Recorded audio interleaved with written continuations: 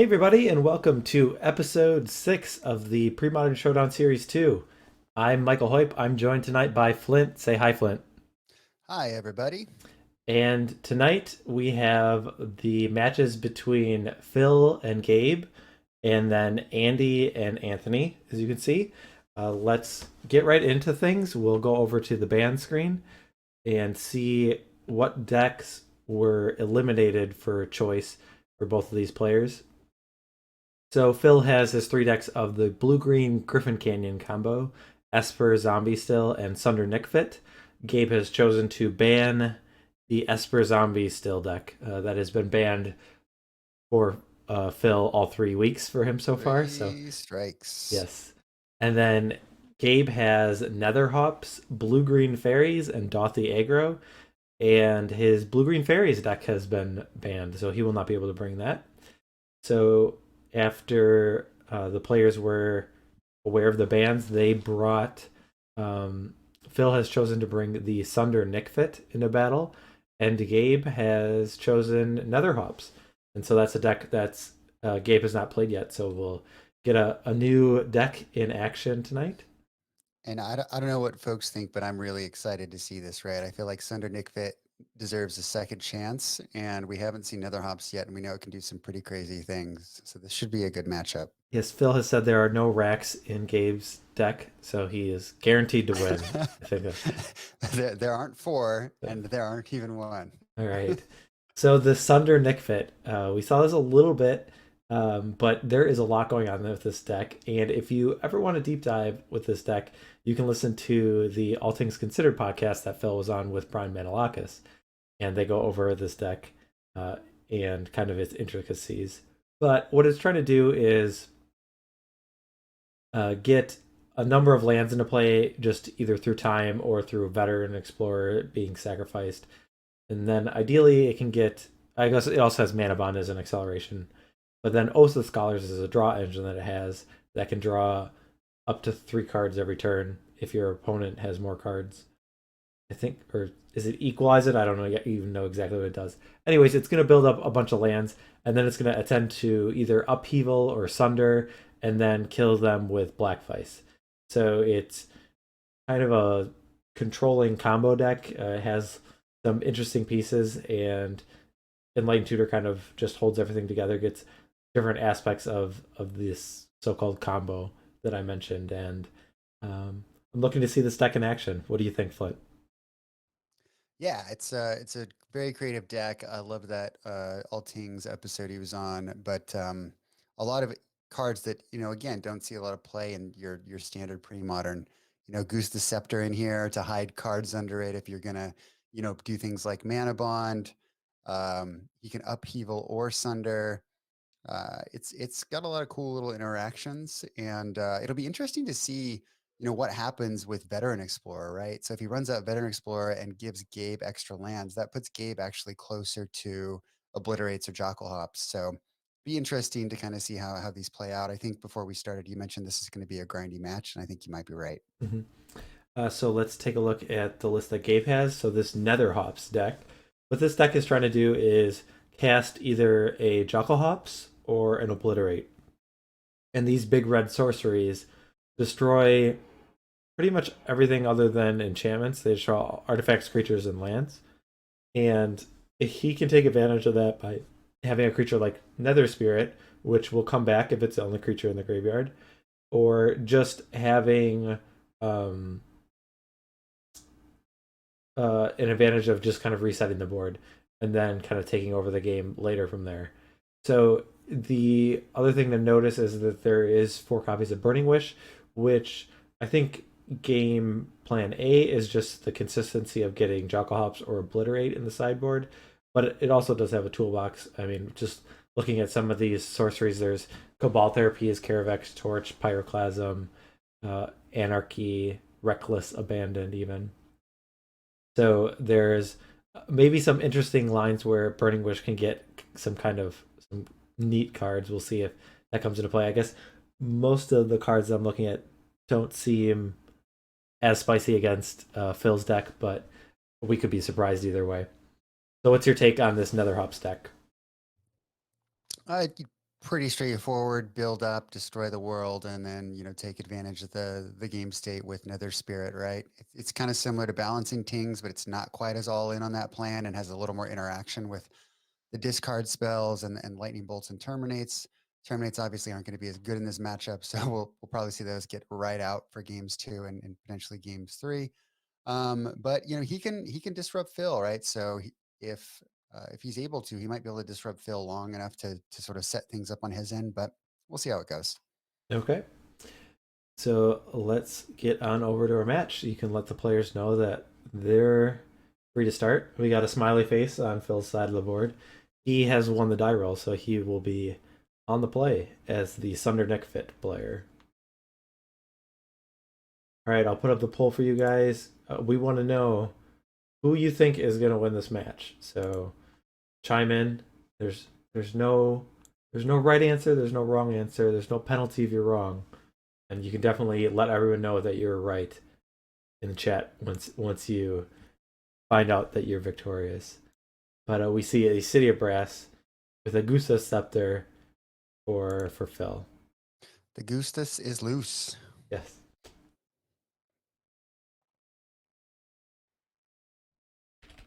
Always be juggling. You bring up an excellent point. Who you think you'll win is not always the person you want to win. That's true. Yep. Yeah. I was just saying who you think is going to win. You can cheer for someone else. That's completely fine.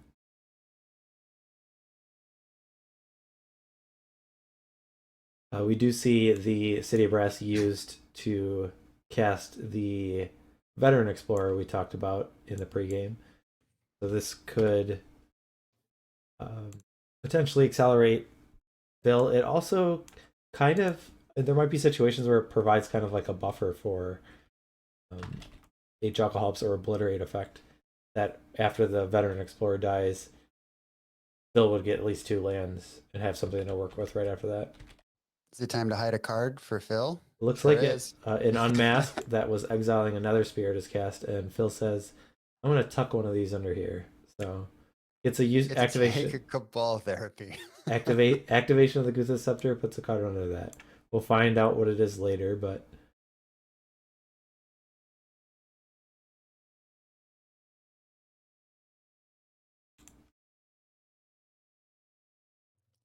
In a world without brainstorm, one scepter is here to hide your cards. the land that Gabe has is I think is it called Dwarven Ruins? Yep. I think so. So these were originally printed in Fallen Empires, but they were reprinted in 5th, I think also in 6th edition. But they come to play Yep. tapped. They tap for a color and they sacrifice for 2 of that color. So we see in the temple, Silduvia Temple, in the deck that Sean Sullivan played, the Torpors V deck, and now we see the red version in the Nether Hops from Gabe. Yep. And for those of you who aren't as familiar with the format, these are run in the Balancing Tings deck Yep. as well. Yeah, the Balancing Tings has a little bit more flexibility of which ones they want to play. It also sometimes they run a number, or I've even seen all of the invasion ones, which tap for a color and sacrifice for 2 different colors. Yep. And we do see that Phil attempts the cabal therapy. Not sure what he named here, but it is a miss. Okay. I would think in the dark you usually name Burning Wish is probably the card you name first.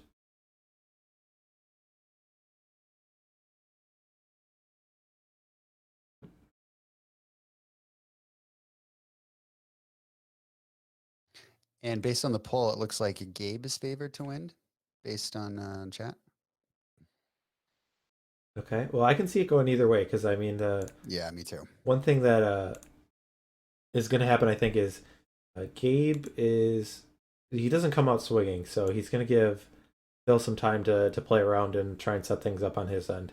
I guess one thing that might be a little bit difficult is Phil trying to sunder a bunch of lands into Gabe's hand. Gabe has a number of lands that just can sacrifice, so if Gabe's afraid of taking too much damage, you can always get rid of those. All right, thank you for the follow, Steve Rush. I think there was a note saying Nick Fit is number 1. Nick Fit is number 1 in our hearts. Ooh, so a library here from Phil. And now, if you're Phil, you know, do you sack the veteran explorer? Right. I guess it really depends on what's in his hand. So if he's got blanks currently, then yeah, it looks like he's just going to pass the turn. You just can't afford to sack the explorer and give Gabe those extra lands to accelerate. So the That being light. said, how many basics? Oh, he's got 4 basics. Sorry, Gabe has 4 basics in his deck. Right. The library of Lang, is that have any other interaction, or is it just protection against discard spells? Kind of like an added boost to separate layer. Is there Well, anything, any other neat you skip your interaction that it discard. has? You skip your Okay. discard phase. So Okay. if he sunders or upheavals, he doesn't have to discard any of his cards, Okay. provided he replays it if it's an upheaval, of course. Yeah, at 1 mana, it's pretty easy to get that guy Pretty in. doable. So yeah. Yep. We do see the Nether Spirit in play. So, and it is, I guess, appealing that the other one has been exiled with Unmask, so it's not in the graveyard. So if this one on the battlefield dies, it will be coming back. This is always a card that I've really enjoyed. It feels it feels decent, like a little bit. I don't know if good is the right word, but it definitely feels fair. Like I feel like if you ever lose to another spirit, I don't feel like you're like, oh man, that card's so broken. The card's not fair. It's just it's a fair Magic card. It really is a cool card. Yeah, what is the interaction between Mana Bond and Library of Lang? Instead of discarding the rest of your hand, the non-land cards, they would go to the top of your library. So if Okay. you had a mana bond in play and you had 6 lands and 1 non-land, you'd put the 6 in play and you put the 7th on top of your library. Okay. So yeah, I mean, I guess you still in a kind of in essence you lose a card because you lose a draw step, but if you get to keep an important card, I guess then yeah, that is a good synergy to have.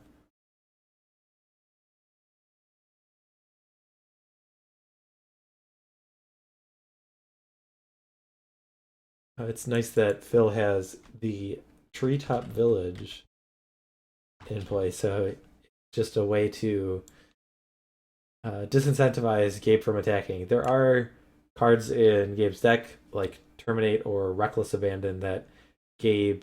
I guess Reckless Abandon wouldn't work because Reckless Abandon is a sorcery. Yeah. And He's, yeah, he's lightning bolt too, though. okay. So there's enough ways that Gabe has to interact that Gabe can. I mean, he can attack, and then if Phil kind of calls that bluff, there, it's not a big deal for Gabe. But eventually, I think he's going to have one of those cards, and Phil will lose his land. So we see the Explorer uh, being sacrificed to Flashback of Cabal Therapy. So both players are getting 2 lands, basic lands, putting them into play untapped.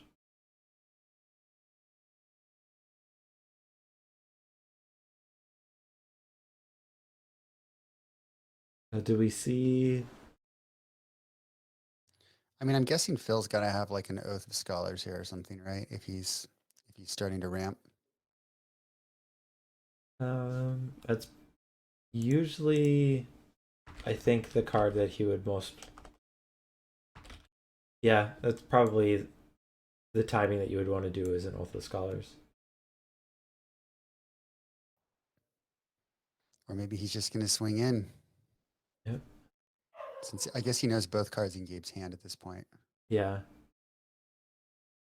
So interesting that I don't know if you think that like which player is the control deck and which player is the beatdown, but Phil is kind of saying I'm willing to trade 3 damage for 2, which I guess on my first thoughts I would think that Phil would kind of want to be the control deck. But Gabe has the option. One line I didn't consider is he can block that Treetop Village. It does have trample, so he will take a damage. But that Nether Spirit soaks up 2 damage every time it blocks.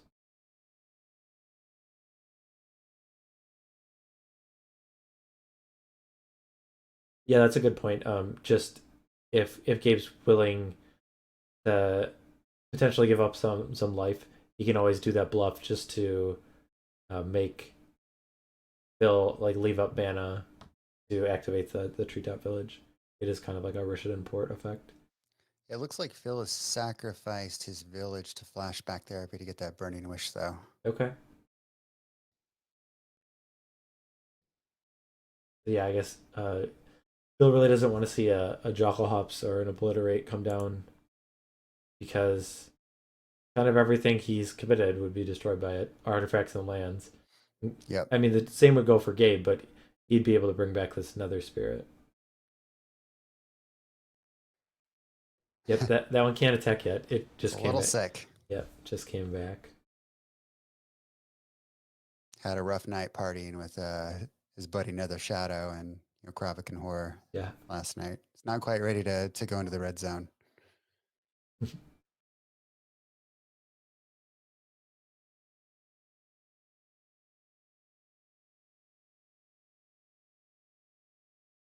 Okay, so there are two cards under that scepter, and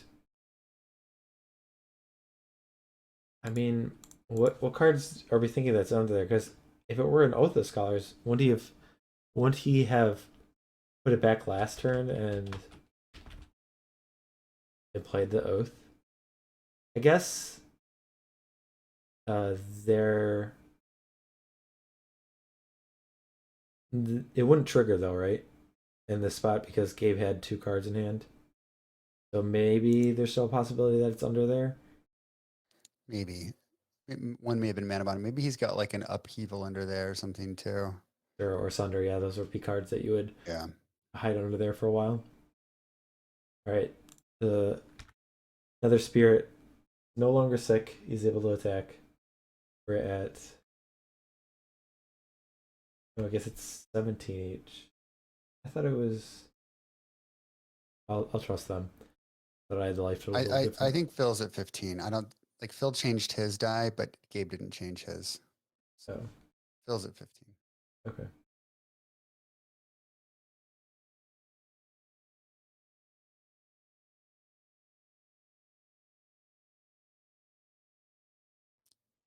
Seems Okay. pretty good with Nether Spirit. Yeah, so we see the diabolic intent. So that is basically just a demonic tutor. I mean, I guess he does have to sacrifice the creature, but it will come back. So this is, I guess, as close as we get to demonic tutor in this format. Well, and he can cast a Jungle Hops here, right? So 2, 4, 5, 6. It's 6 mana, right? Yes. So if he does this, the scepter is tapped. So yeah, Phil's gonna lose everything except his mana bond. Oh no, what is this? And boom goes the dynamite. Have you ever seen that video? I don't know if I've seen that video. Oh, it's a really old video with it looks like a college age kid like doing a news report on a sports. I think it's just a sports segment. I don't know if there's other stuff, but he's like very dry, and he's it. It's funny. He says, "And boom goes the dynamite" at one point, but kind of like a meme before there was a meme, I guess, or one of those viral videos.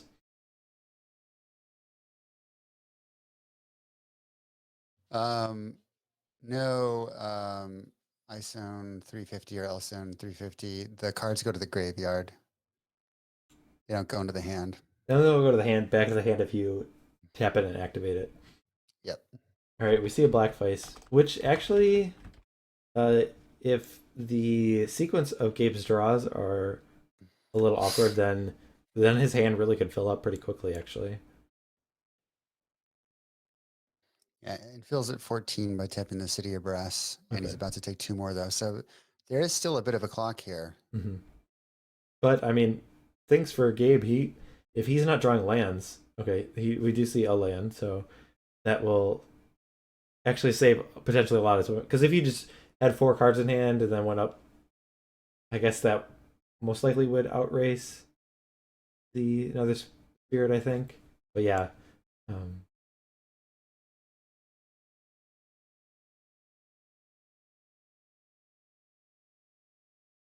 okay, so what does Phil want to do from this position? What is his best way of preventing this 2-2 from finishing him off? Good question. I'm just looking at his list here. Maybe he. gonna say maybe he draws a veteran explorer. Yeah, that actually, um, I guess it would help Gabe out as well. But I mean, Phil's got At to this cast point, his I think spell at it's some yeah, point. Yeah, I think it's a necessary evil.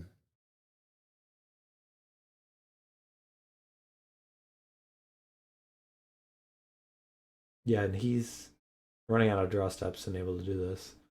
The two adds up pretty quick when both players don't really have any lands or anything to do.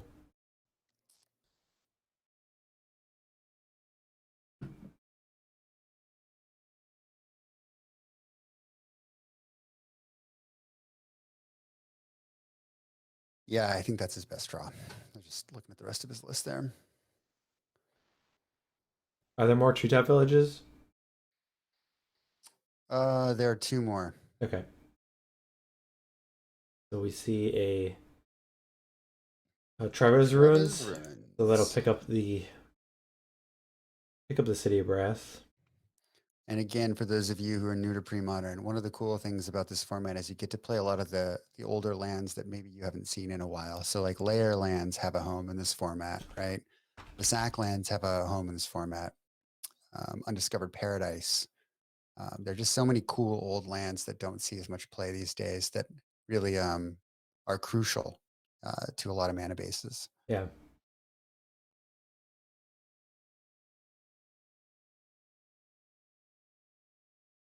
The layer ones I would usually try to take advantage of if I have a deck that has not a super high curve. Then I feel like the opportunity cost of it is not very high. And then now the more recently I've played, I feel like I've really been appreciating just having. I guess it's more in terms of Ancient Tomb and City of Traders, but having additional mana, fast mana out of those lands is really powerful. So I can appreciate the Dwarven Ruin type cards. Yep. All right, so we see a forest for Phil, so we know that City of Brass is the last card. And so he's not using Mana Bond, so he's got to have some spell that he doesn't want to discard. Otherwise, he probably just would have put all the lands into play. The rest is being cast by Gabe. I mean, I guess if Phil's thinking, does he have crop rotation? He might have an Enlightened Tutor. Oh, okay. Ah, yes, he All right. does. Enlightened Tutor, two Oath of Scholars, and a City of Brass. So, man, I was going to say, is he hoping to, draw another land and then Oath of Scholars, but that doesn't save him. He needs to draw a Veteran Explorer or a Treetop Village. Well, Treetop will come into play tapped, and he won't be able to cast Oath of Scholars next turn. It costs 4 mana. Yeah, but he won't die next turn. Sure. But then if he played Oath of Scholars, he would just die. Yep. It does not save him. Bolt here. Yeah, that's game. Right. And another tutor. Okay. All right. So we're going to go to game 2. All right. So the first game goes to the Nether Hops deck. Let's go over. I think we're back now. I just had a hiccup, I guess. I'm not sure exactly what it was from. No worries. But we're talking about sideboarding for the Sunder Nickfit deck. I can see Tormod's Crypt coming in because the way that Gabe blows up the world is sorcery speed, and then he'd have to pass a turn, and then you could play a Tormod's Crypt and use it. Likewise, I think Coffin Purge is definitely a card you would want. That Real seems good. seems really good against the Nether Spirits. Get 2 uses off it. It has like built-in protection against the discard spells. What about Gigapede? Gigapede? It goes back to your hand. It doesn't go to play, right? Correct. Yeah, it's not as good. Yeah, it seems all right. I guess like problem is like if you just have one Nether Spirit, then it's like real embarrassing. Plus, if things ever get blown up, like 5 mana is a little bit to ask for. The Null Brooch is a card I can see coming in that will counter non-creature spells. That's kind of like all of the important ones for Gabe. I have to think that one comes in. Yeah, I like that. I like Null Brooch. Yeah, I think Crypt, Brooch, Coffin Purge. The only other one that I'm looking at that I think he may consider would be the, was it Argivian Find? Yeah, is that return an artifact or Yeah, enchantment? I think it's just an artifact. Okay. So what is he looking to get back? I think it's just if he loses something, it's just redundancy. Because Uh-huh. given that Gabe has so much discard and destruction, it's always nice to have more redundancy in your deck. So maybe something that is less good. I mean, he's obviously has to take out a lot of cards already, so it might not be worth the opportunity cost. But What cards do you think he wants to take out? oh goodness, so he probably wants to take out. What do you think? Either Sunder or Mana Bond. Maybe he just shaves. Maybe he takes one Mana Bond, one Sunder, one Oath of Scholars, and gosh, one Cabal Therapy. No, Hmm. Cabal Therapy is too good with Veteran Explorer. I don't know. He's Yeah. probably going to shave. Is what he'll do. It'll be interesting to see after the game how he sideboards. All And right. really quickly, I know you're going to switch over, but Yep. he does have redundancy with Enlightened Tutor as well. So taking out enchantments is better because he just kind of has that redundancy built in. Anyway, Okay. I think here Cabal Therapy seems fine. Um, Dystopia, does that? it'll hit Mana Bond, Yeah, that's not that high but impact. yeah, it's really not. And you know, Phil's fine sacking Mana Bond if he's already used it. It has the most impact the turn you play it for the most part. Maybe not all the time in Phil's deck, but I think that's the only enchantment Yeah, I think you might that just he take can out hit. Terminates then bring in Cabal Therapies. Yeah. I mean, you could bring in Pyroblasts to hit Oath of Scholars Yeah, he and could. Sunder Sunder and Upheaval. That What else seems is bad? the Reckless Abandon seems like a card you could shave a little bit on. Yep. Um, this matchup doesn't seem like Phil's ever going to kill you super quickly, so you could cut like a Jocklehops or an Obliterate. Or a torch. Sure. Yeah. Because he's not trying to kill a lot of Phil's creatures necessarily. So if he's casting a torch, it's probably to close out the game. Okay. So let's head back on over. You can let the players know that they can begin. All right. I did.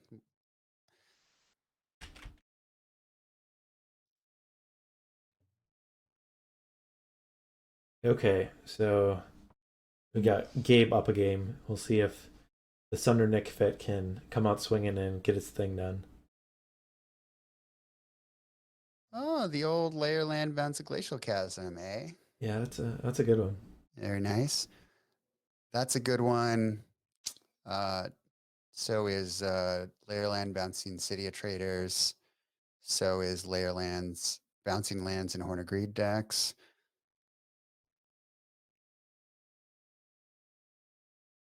All right, we get some love for Sunder in chat. Need all the Sunder energy. We need the Sunder Cats. You ever heard of that cartoon? That must have been right. Yeah. um, must have missed that one, I guess. All right, Library Lang. And Gabe, did he just draw and pass and discard another spirit? Looks like it. I think that's the case. Elendril, thank you for the subscription. We appreciate it. Thanks, Michael. Turn one library is just so good against discard, right? That's why we ran it in the sideboard of the land stack. Yeah, I Just mean, it's still like the discard spells like do a little bit. Then like putting it on the top of the library is not nothing. it's not, but if you have one card that's just really, really important in your deck, Yeah, right? And the odds of getting another one are not great, it can be huge, even if it sets you back a draw step. yeah, but it's kind of like when it's in combination with like the Goose Scepter. They're like kind of doing the same thing, and Sure. so it's kind of like you're short on resources, kind of in that spot, and it's a little bit awkward. Yeah, the interaction that Gabe took, it was not something that I thought of just draw going and having a 2/2 just come into play right away. It's a cute little thing that I didn't think of, especially because I think most of the time, like I said, Phil's not going to come out of the gate swinging. So I think that one turn Absolutely. that he took off, I think, doesn't hurt him that much.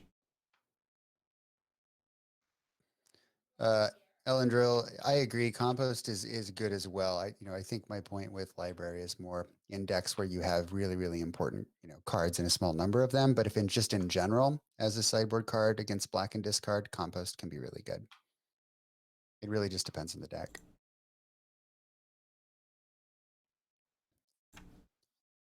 Another favorite card here, crop rotation. Not as powerful in pre-modern as Legacy, No. but still, in the right deck. It's a tutor, right? At instant speed.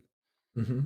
Yep, I have a brew that utilizes this card, so I can't. I've also played it too in the deck, the lands deck that you talked about. So yeah, crop rotation's a good one. Getting a Phyrexian tower is quite nice with the Mm-hmm. Veteran Explorer in play. Yeah. So he's got 4 mana here. He doesn't have access to blue, but he probably will after Well, he yeah. sacks the Veteran Explorer. Yeah. So he could run out of Oath of Scholars here if he has it.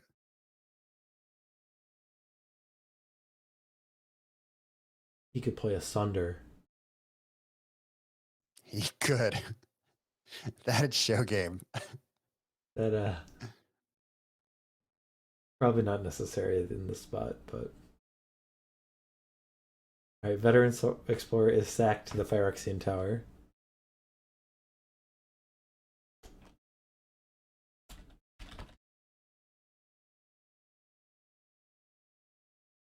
Be interesting to see like a breakdown of which set is most represented in these decks, and or not just these decks, but all the players' decks across all 24. Which set has the most cards? Which set has the most cards played, you think? Is that Yeah, what you're asking? in like the 24 decks that are in the Premodern Showdown series too. Well, I think we could probably get Gabe Farkas to to figure that out pretty easily. He's probably already like crunched those numbers. For those of you listening, Gabe is our resident spreadsheet expert. All right, so we have an Oath of Scholars that's in play. All right. So this one triggers during each player's upkeep if that player has fewer cards in hand than target opponent. That player may discard his or her hand and draw 3 cards. So looks like Phil has 1 card, and Gabe has. I think he had more than one. So Sure. So this has got to be the spot like where Phil is kind of doing his thing, right? He's got his engines online. yeah, Gabe can probably play out a lot of the cards in his hand, to be fair. So it'll be interesting. I think Gabe might be down to 1 card. Maybe like, we can't really see his hand, but if Gabe can get his cards literally on the table, then that could slow Phil down at least. And Gabe has the pressure. Yeah, and a card like Jockle Hops would be pretty damaging to Phil's position. He still would keep the Oath of Scholars in play, which I think would make a big difference. Plus, he has a lot more life total to work with than like the last situation. All right, here's your Carevex Torch. How much was this for? Just for I think it was 4. for 4, yeah. So Phil's down to 14.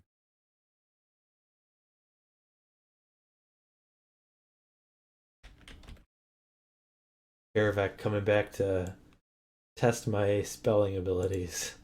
Is it the A and then the E and then the A? It's such a kitchen table magic card for me. So at the end of the turn, Phil puts a card under the Gusto Scepter. All And right. that I did not think of that interaction with the Oath of Scholars. So if he has a card he really likes, he doesn't want to discard the Oath of Scholars, he can tuck that under the Scepter and keep it for a little bit later. Yeah, also it can just lower your hand size. But yeah, I'm just thinking for safekeeping if you have that one spell that you want to have but don't want to cast it right away. So what do you think? Are we going to get to see the Sunder deck do its thing? I think so. I mean, I think it's given that Gabe didn't like Choco Hops right there. I mean, he's the. I'm guessing he doesn't have it, and it seems like from this position, Phil's able to. He's in the driver's seat. I guess it's not like he has everything locked up, but things are going well. I think. And interestingly enough, I believe Gabe could have Oath of Scholars there, because Phil has three, and I think Gabe had two, and he decided to draw a card instead. So he might already have one of those key cards in his hand. Okay. Also, I mean, like it could have been something that you forget about. I mean, especially when you. That is also very true. I don't think most people are very practiced against playing against Oath of Scholars. But I mean, or there could be a card just like he doesn't want if he has like another spirit in his hand that he doesn't want to discard because that will prevent the other one from coming back. All right, doesn't look like it. Yeah, it doesn't look like it, but that's an excellent point. Oh, Sunder. So we see an unmask, and that got rid of Asunder. Oh well, and puts it back on top.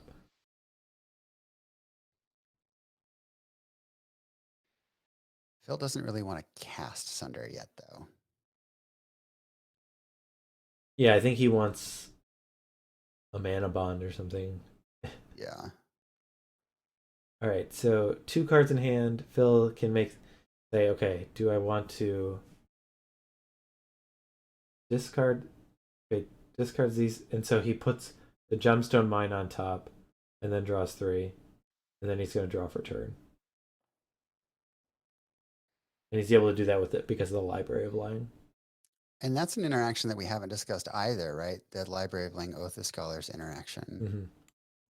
We just discussed Mana Bond, but he gets to he's like, I don't want the Undiscovered Paradise, but I do want the gemstone. So I'll put that on top. And then I'll draw it right back at the Sunder and an additional card.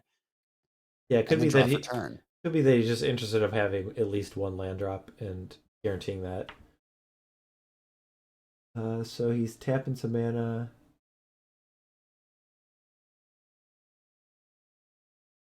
If you have multiple Oath of Scholars in play, and the opponent has more than three cards, you'd be able to use the ability twice, correct?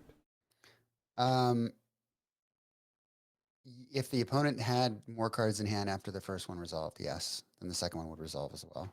All right, so we see both treetop villages getting activated, uh, but unfortunately for Phil, Gabe has a lightning bolt for the first one and then a terminate for the second one. So he was attacking for 6, and now he's not attacking for any. And Gabe gets rid of some cards in his hand. Yeah. Interesting he left the terminates in. I'll bet Phil thought that he was going to board him out. Sure.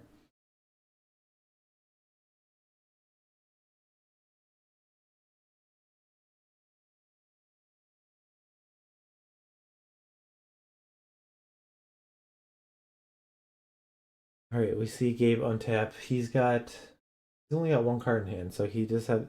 Okay, so he's going to use the Oath of Scholars ability. He'll discard a Crystal Vein. Then he'll draw 3 cards.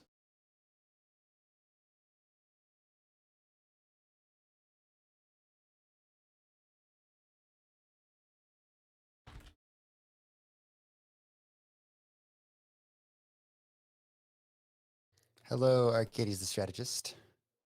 Welcome.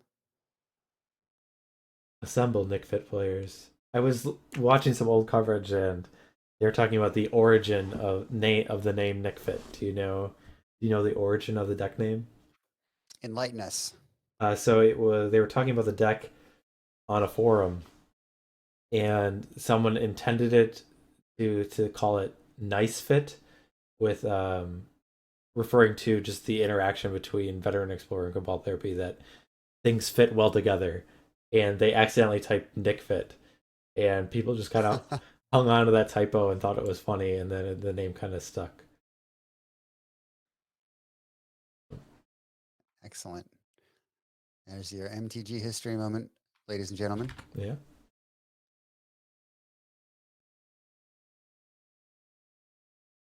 All right, so this Nether Spirit's whittling away.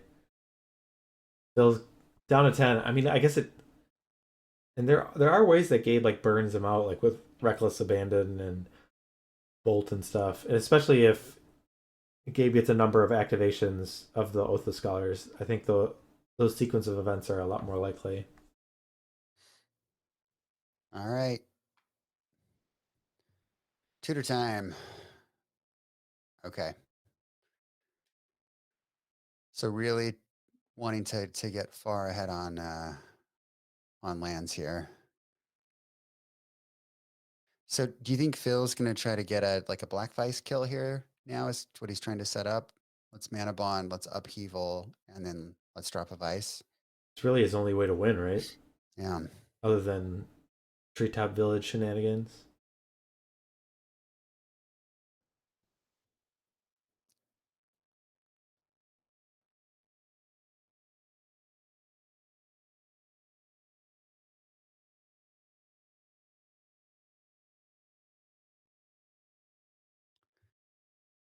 All right. So there's the mana bond.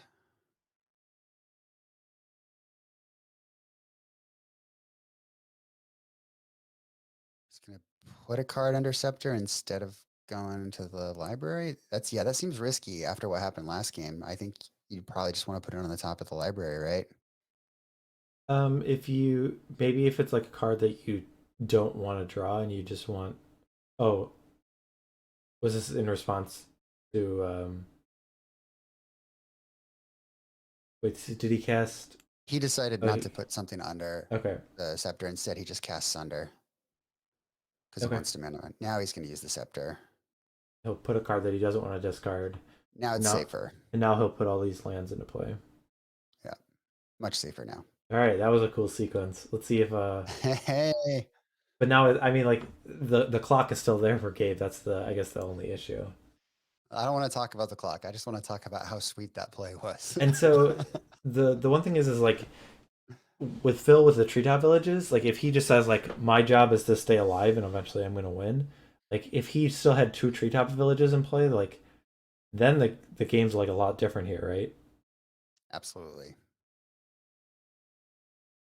He really got kind of tempoed out there for a couple turns with the double treetop kill.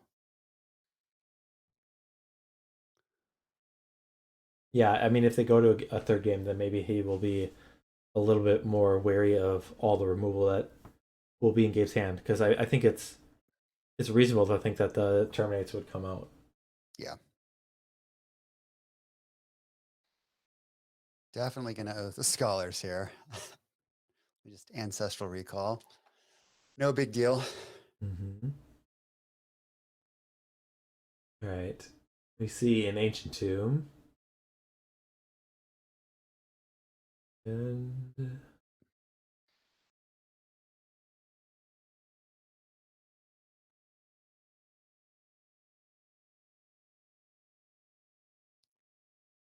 what ways does he have like any way to insulate this 2 damage every turn?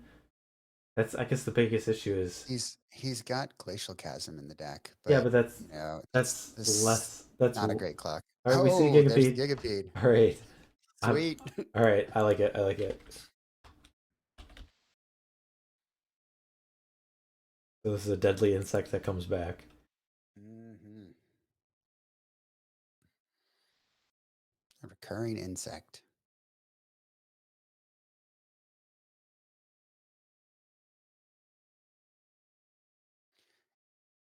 And you could stack the triggers too to discard cards as necessary to trigger your oath. Okay. Well, Well, the you Gigapede would come back too, though, I guess, so it wouldn't matter. It'd be a wash. and the oath trigger won't go on the stack if it doesn't qualify at the beginning, right? Oh, yeah, it won't trigger. It's got a trigger and then check on resolution. Yeah, it won't go on the stack if it doesn't qualify, and then it also if it does go on the stack, it needs to be satisfied when it resolves as well. So yeah. Yep. Yeah, it checks twice is what a lot of people say, but like it's not like a trigger goes on the stack of the big initially if you don't have if you don't meet the clause, like no trigger will go on the stack at all.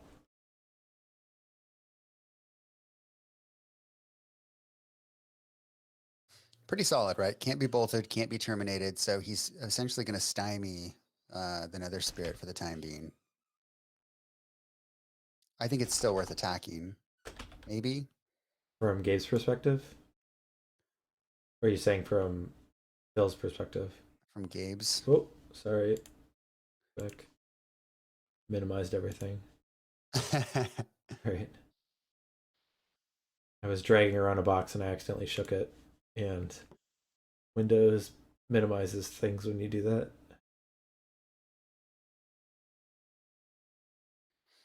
Yeah, I think if I'm Gabe, I attack here. Or, oh, well, he can just reckless abandon as well. That seems good. So Reckless Abandon is going to target Phil Crop because. rotation. Crop rotation. Do it. Oh, he's going to take it. All right. Right. That's kind of scary. I mean,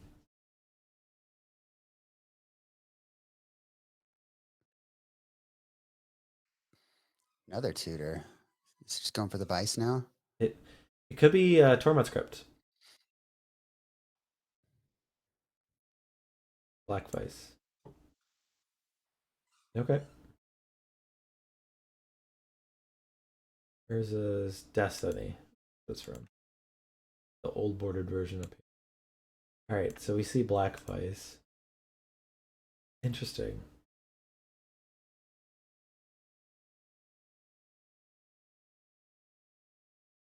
I'm, I hope for Phil's sake that he has a way to get rid of that Nether spirit from the graveyard. Right? There's not like a second one in the graveyard, right? The first one, that one will come back, right? Yeah, that'll come back. It would be interesting to see like play Cabal Therapy and like name Nether Spirit. That's also would be pretty interesting because I mean it's likely that Gabe has. I don't know if likely, but it's reasonable to think that he has another one in his hand. All right, Gigapede getting in there, doing some damage.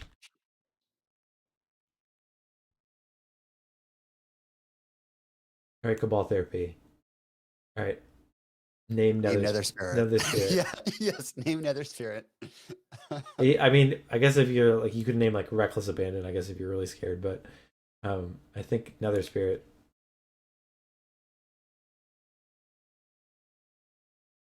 Obliterate Burning Wish. Okay.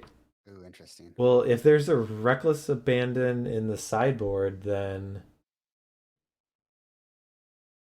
um, There, yeah, if you didn't bring it in, then you've got to flash it back, right? yeah, I think I would not take that chance, and I would sacrifice the Gigapede and So take that Burning Wish. I agree 100%. Earlier, when Gabe cast the first Reckless Abandon, Phil kind of like went to grab his cards for a moment, and I almost wondered if he had a crop rotation in his hand. Okay, then maybe I don't know how many cards are left in his hand right now. It's a possibility, but if he doesn't have it, okay, no, it looks like he's going to activate the Treetop Village and flash it back. Okay. okay. Yeah, the Burning Wish is name. Yep. Okay, and he still has a Black Vice, right? Yeah. I'm guessing it's coming down right now. Yep. And Phil's got to make sure that he keeps his hand count really, really low, right? Because you don't want Gabe to discard his hand and draw three, because that'll keep him under the black vice. Yeah, I don't. I mean, Gabe has 5 cards in his hand right now, so I don't think Yeah, that should be too hard. shouldn't be a problem. But So he's gonna take 1 damage.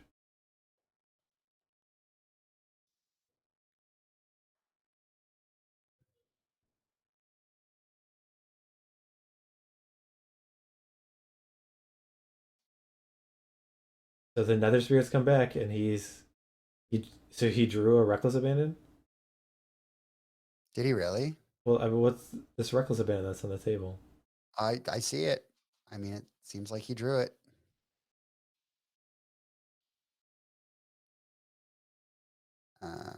Oh man, Brutal. Brutal, Ooh. brutal, brutal, brutal, brutal.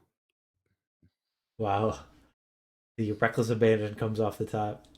Sometimes, you draw what gets discarded. All right, let's jump over to hear the players talking about the match. All right.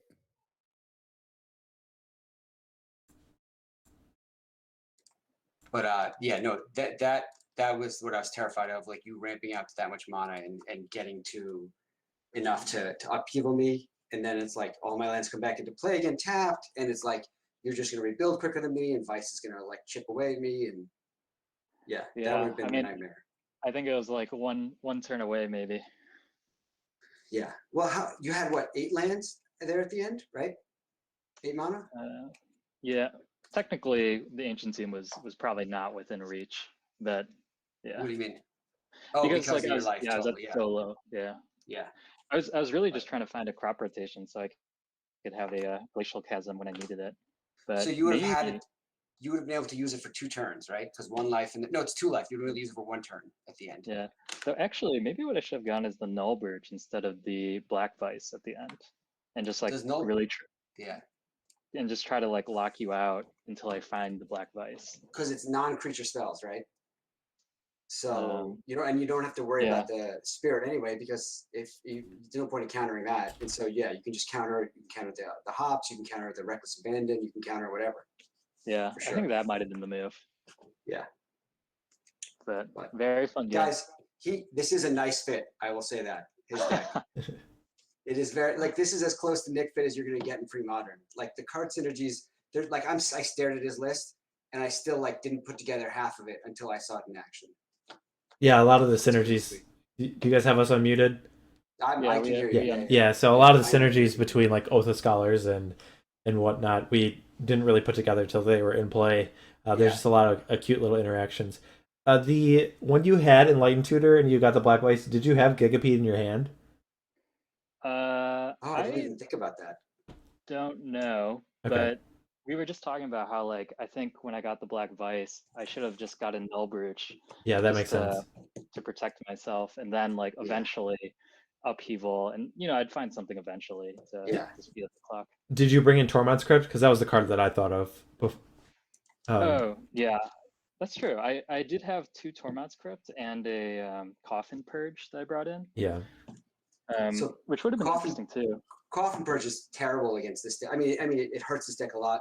I think Crypt is not that great because you have to hold the Crypt in your hand, and then wait till after I hops and use it that next turn, and just wipe it that turn, right? Yeah, that seems fine. I mean, that seems you can't like represent it. Well, I mean, your cards are sorcery spells, so yeah. I don't know. So that seems pretty reasonable. Yeah. I only got to blow up the world once, though. I'm really upset. the Nether Spirits did quick damage. Yeah, there was a cute play of discarding the hand size to get that in. Yeah, that's like I picked that up a couple months ago when I was playing around with this too. If you're on the draw and you have your opening hand, I mean you get behind on land, but the deck can ramp out mana so quick that like you get it back. Gabe, what did you take out for the Pyroblast? Because we thought you were going to take out the Terminates. I took out a Duress and I took out one of the Nether Spirits, thinking I could just beat him with Burn. Got it. Okay. Yeah, because like I said to him in between the 2 games, I'm like, Duress is actually not that good against you. And then he completely forgot what I said and unmasked him anyway, which was a stupid play because then he just got to keep the card anyway. But yeah, like discard is not that great with Library of Light, which is something I learned actually in 1994 and have completely forgotten, obviously. It's been a few years. Yeah, but yeah, no, the 2 Pyroblasts were the only, because everything else is sorcery, so it's kind of like a abbreviated wish package in a way, because besides these 2 in the dystopias, everything else is a sorcery intentionally, and so it's just I can grab it anyway. Like Cabal Therapy, I thought about grabbing at one point. I thought about grabbing another Reckless Abandon. Like when he at the end of game 2, Phil, when you therapied and then you saw the wish and then you flashed it back. Like that was exactly what my plan was to just I had enough mana to wish for the Reckless Abandon in my sideboard and then just get you that way. top decked it anyway, but that was 100% the right play. Yeah, Burning Wish is a very scary card. Yeah. So that was fun though. Yeah, it was a very interesting game. I mean, you got to hops in the first game, and then I did a little Sunder in the second game, and was one turn off from Upheaval. That Reckless Abandon really got me. The Sunder is backbreaking because the fact that you control it and like you get to like you're calling like you're calling when you're doing it and like when you can get back when you can get back ahead on board state quicker. It really works pretty nicely. It's almost like a one-sided Armageddon. Yeah, exactly. Especially like, and it gets my deck when most of the stuff comes into play tapped. Like I'm just rebuilding so much slower. So Phil, we figured you would bring in the Purge, the Brooch, and the Crypts. Gigapede obviously doing some work there as well. Yeah. What were you thinking boarding out some of these cards? Like obviously you have a lot more experience with this deck. We figured you would probably shave stuff, but why those? Yeah, I mean, this is literally my second time ever playing this deck, but it's been more very than fun. us still. Yeah, probably. I'm probably the leading foremost expert in this deck in the world at this moment. Premodern mixes. Yeah. Yeah. I don't know. I mean, I felt like Upheaval was kind of slow, and obviously, and then the Oath of Scholars, similarly, I just kind of trimmed down on.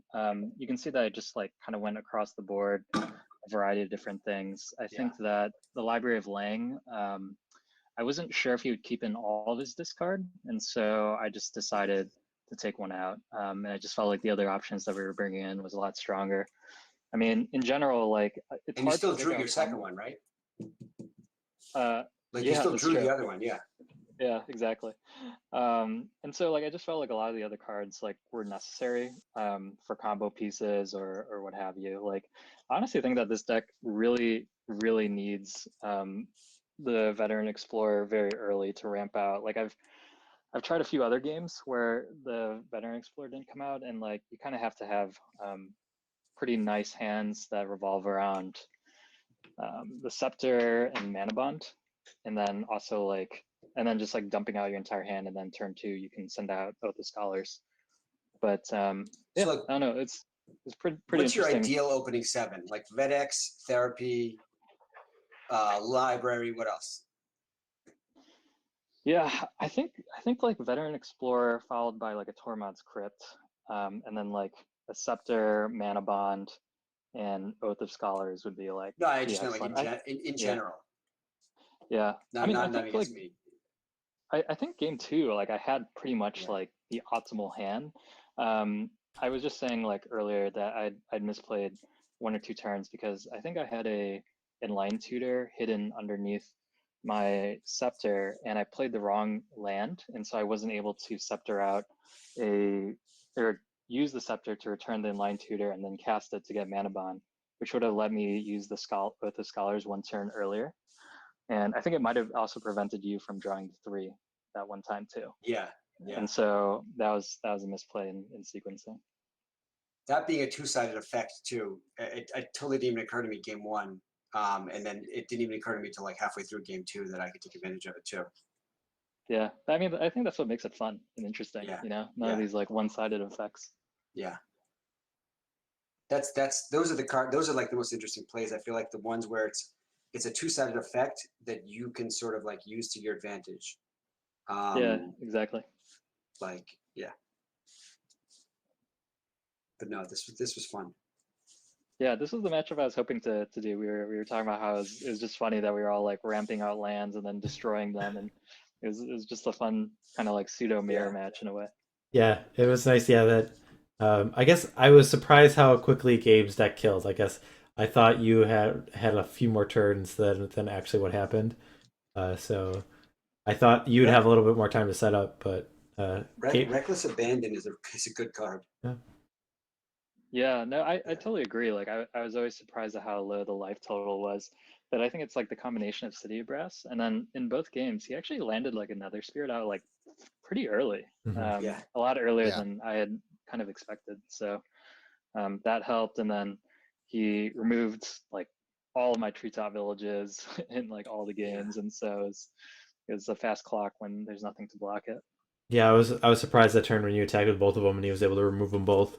that Yeah. I think really changed the game. That like because there was a sequence like where you after you like sundered and mana bond everything back in play. I'm like, well, it'd be way nicer if he had those treetop villages still. But yeah, I mean, I didn't expect the Terminates to be in after the sideboard. I thought that would be the card that you'd bring out because they're No, because already the bolts were. treetops are the way he's gonna kill me. Yeah, I thought the 'Cause they're bigger bolts than mine.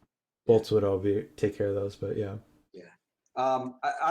What I did, the pitching the terminate to the unmask, that's correct, right? Because it's still a black card. Yeah, I mean, you could, yeah, it's a legal Yes. play. Yeah. Yes, you can Okay. do that. Yeah.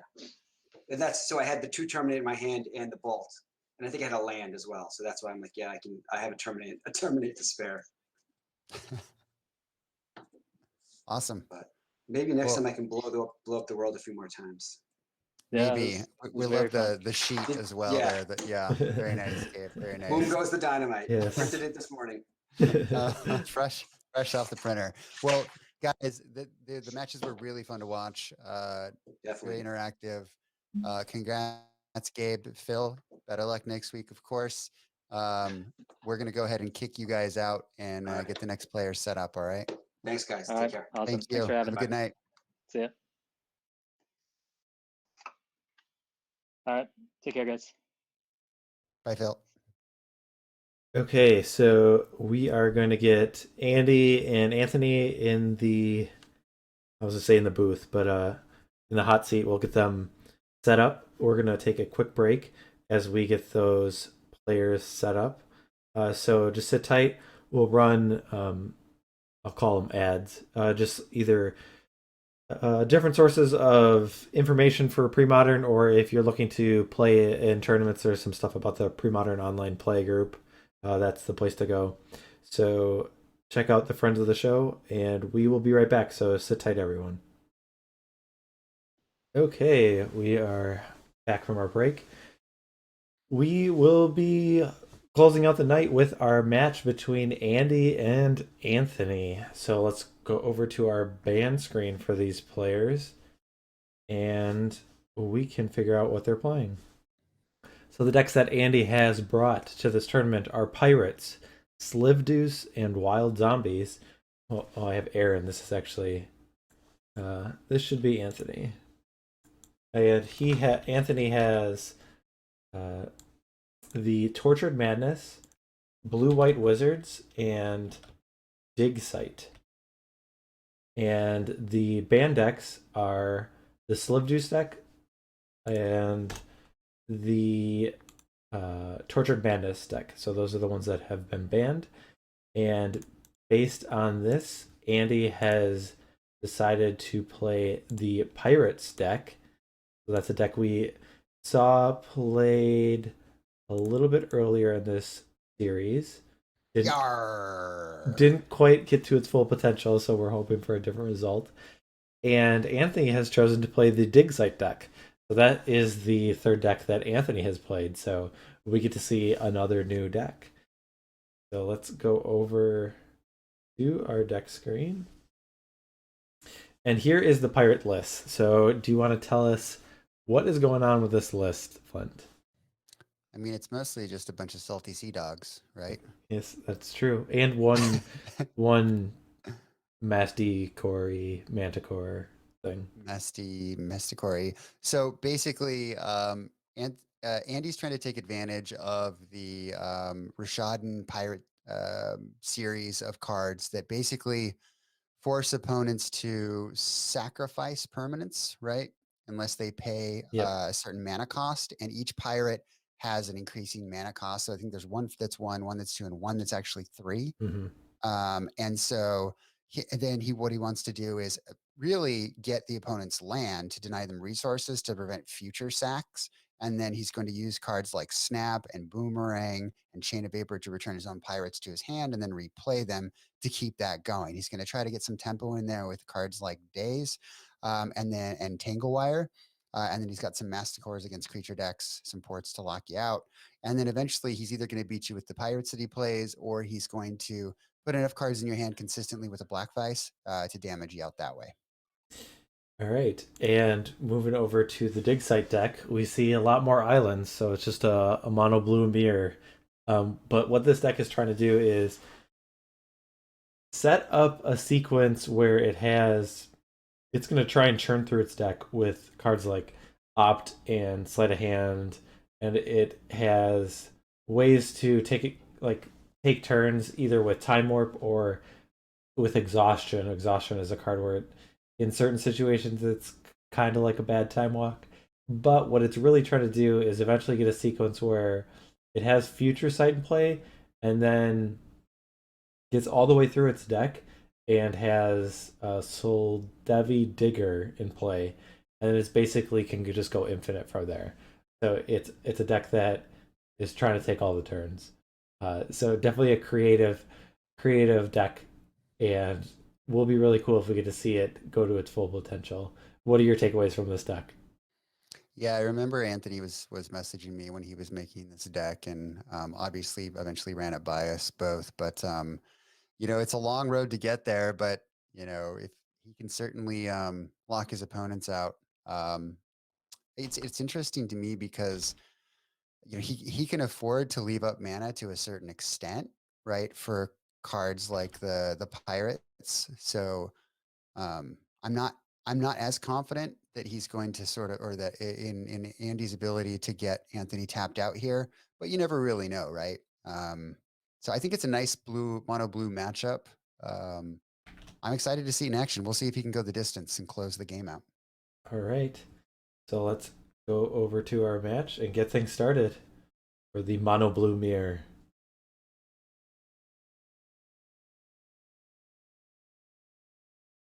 Okay. I pull up. Let's let the players know that they can start. Andy has won the die roll, so the Pirates deck will be on the play. Yar. And I'll throw up this poll. Like the first one, we want your prediction of who you think is going to win this match. So that poll will be up for a couple minutes. So chime in and give us your input.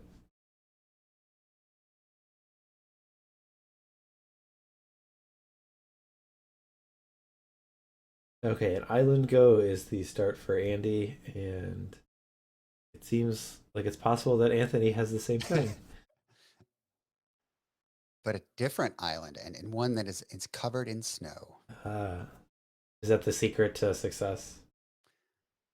I mean, I guess if you're running Astrolabe, but fortunately we don't have to deal with that card in pre-modern. Well, that card got banned, so. Right.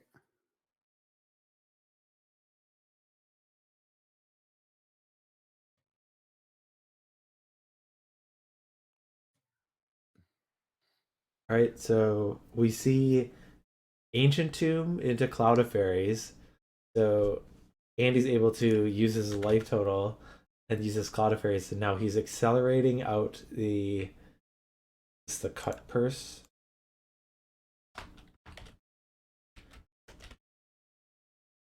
Yeah, I think so. Yeah, so the cut purse needs 2 mana. Oh, not the cut purse. What's the next one? Footpad. Footpad. Yep. Footpad, is that right? Here I'm guessing. Yes, If it's not the footpad, it's the brigand. Yeah, that's the third one. Yeah, the footpad. So, cute little interaction between the Cloud of Fairies and the Ancient Tomb that use it as a little baby ritual.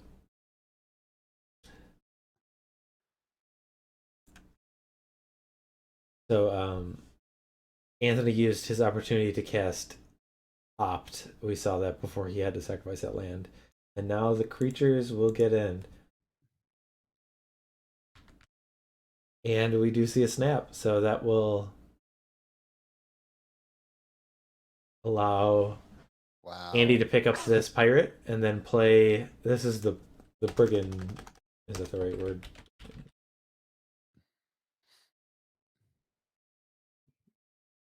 Yep. So this is a 3/2 flyer.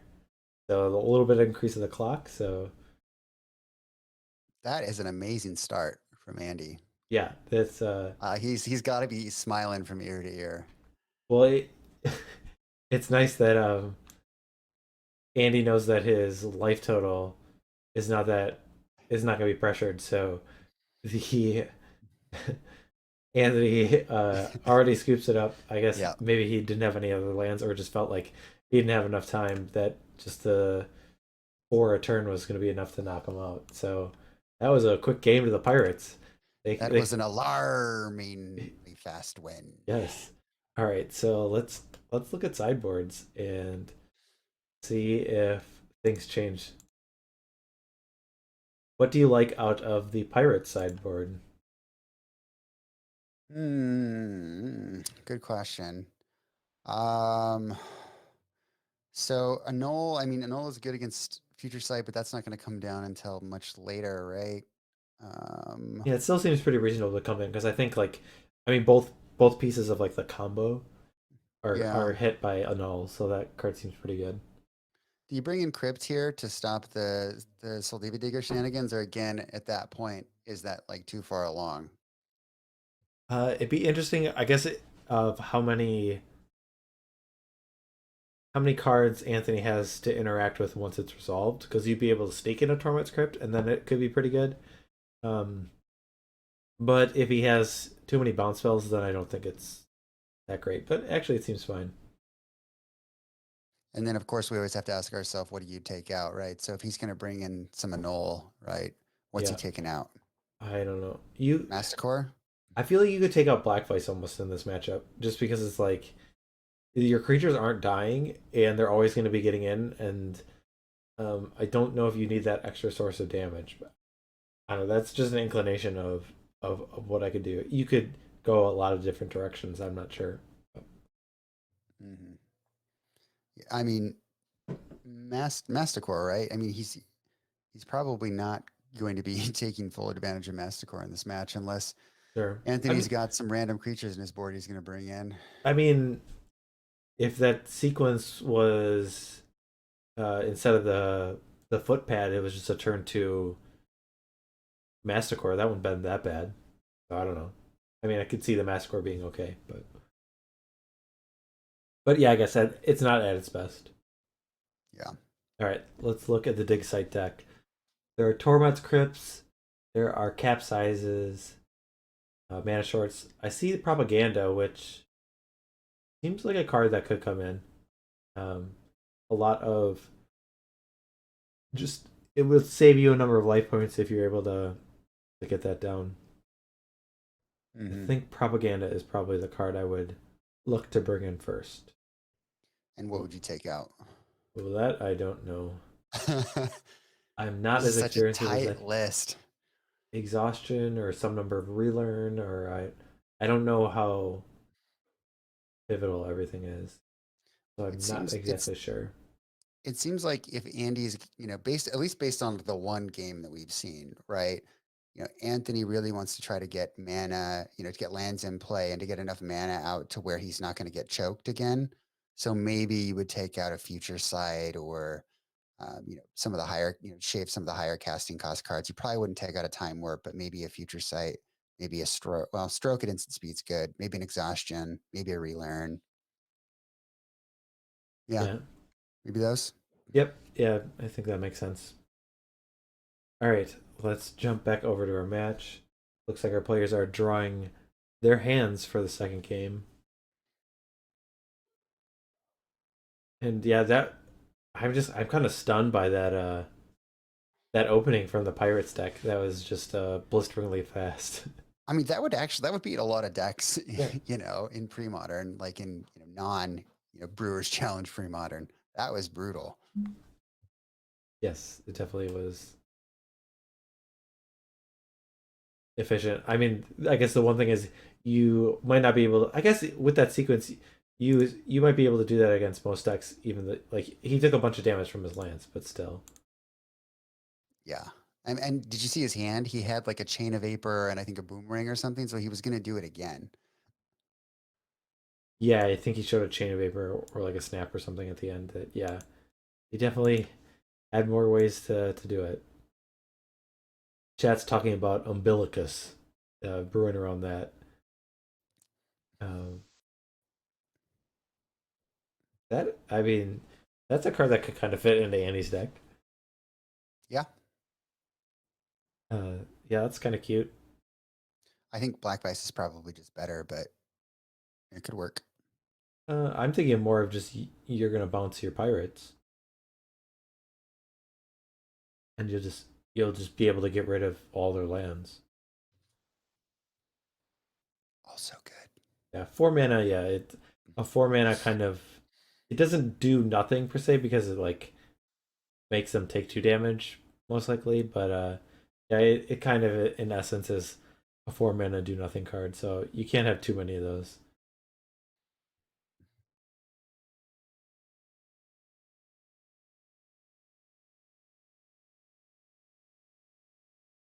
All right, is this the first hand for Andy that he's drawing, or did he mulligan? I did not notice. Looks like he's putting cards in the bottom. Look, there was 2 there, so he mulliganed twice. Right, so the Pirates are starting out with a handicap, so could be a hard position. Two two peg legs, I guess, not just one.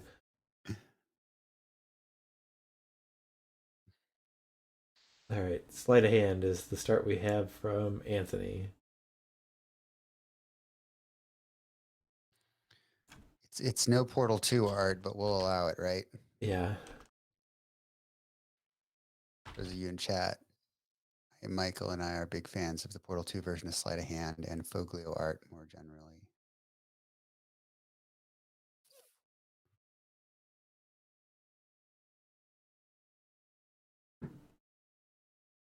All right, we see a Rishan import, and then into a Cloud of Fairies.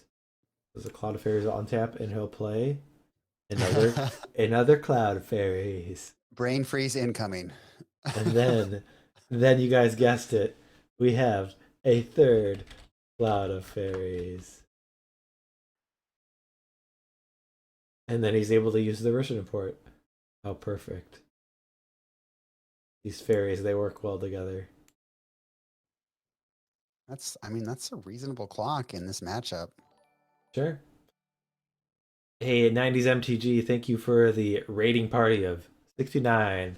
Welcome, everyone. Nice. We are in our second game of our second match. Right now, the matchup we have is a Pirates deck up against a Dig Site deck. So the Pirates deck is trying to tax Anthony's mana, make him sacrifice lands. And the Dig Site deck is looking to go infinite with Uldavi Digger and Future Sight and churning through his deck and taking infinite turns. Yes, the rating party is appropriate for the pirate deck. Indeed. Bunch of brigands.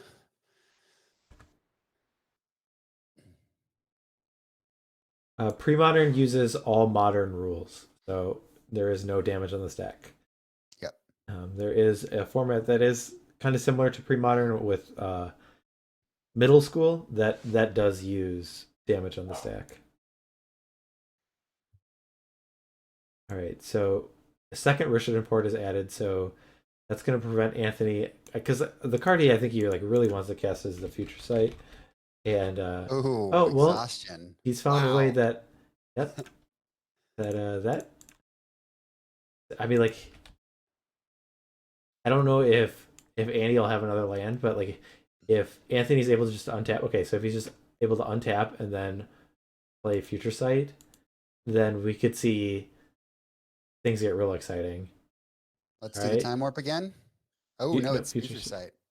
I think that I guess there still is cards like Chain of Vapor, which would be a little bit awkward if that was the sequence here. But if this card's staying in play, then I would expect Anthony to get some great card advantage out of this. All right, we see the 3 fairies coming in. Sweet fairy beats. Yeah, so someone in chat mentioned the Burning Tree emissary of the format. yeah. Does a good impression. I mean, the first game it was way better than a Burning Tree emissary. It was like a creature and a ritual. So, okay, so this brigand is not as impressive as it was in the first game. Not the greatest card on the top there, but That is another future sight. I mean, it's insurance, I yeah, guess. I guess like if you, it's something to do against, uh, to go against change. Okay, well, there's a time warp, so All right. Love that card. That was my favorite card in Tempest.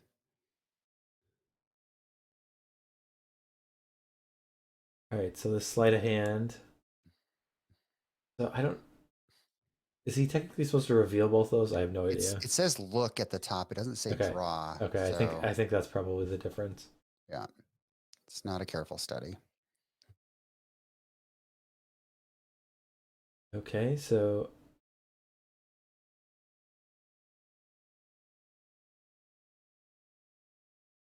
Comical flop. That's a good point. Fetches would be good in this deck. yeah, that I mean, the only I guess downside is like because you have just no creatures that maybe the points of life would end up mattering. But yeah, shuffling your deck does seem pretty cool with a future sight in play. Yeah, maybe you only run 4, so you don't put yourself in that position. But you know, having one here or there could be very important. The last attack. Oh, and here we see a turnabout. So things seem to be going pretty well for Anthony. We might be able to see the infinite turn combo get put into place. I mean, he's got to be a little bit worried about cards like a null, but I think with just a huge card advantage, he's casting a relearn from the top of his deck. What's he want? Oh, Exhaustion. Nice. And probably turnabout, or I don't, or time warp maybe. Yeah, this is something special. Yeah, if you're just joining us from 90s MTG, this is something special. A little slower, probably, than I don't know. Did Were you he guys? did he were you guys not playing cast Legacy exhaustion? Modern? He did. He did. Because Andy just untapped. All right, we'll back up. Wait, he just took damage. Was there an exhaustion cast or no? I thought that there was. What did we miss? Did it get? Oh, we got dazed. You got dazed. Okay. We missed that. SSA, thank you for the follow. All right, so the life total is at risk now. Yeah, he's Now, at 5. now I'm a little bit scared, but okay. So here he's casting a relearn, and this is when Andy will use a Torment's Crypt. Oh, and there's an exhaustion off on the top, so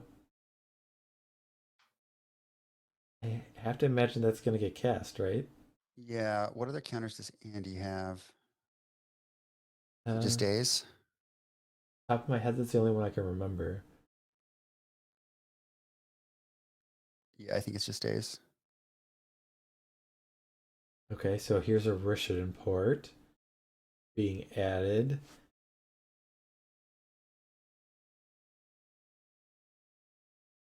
And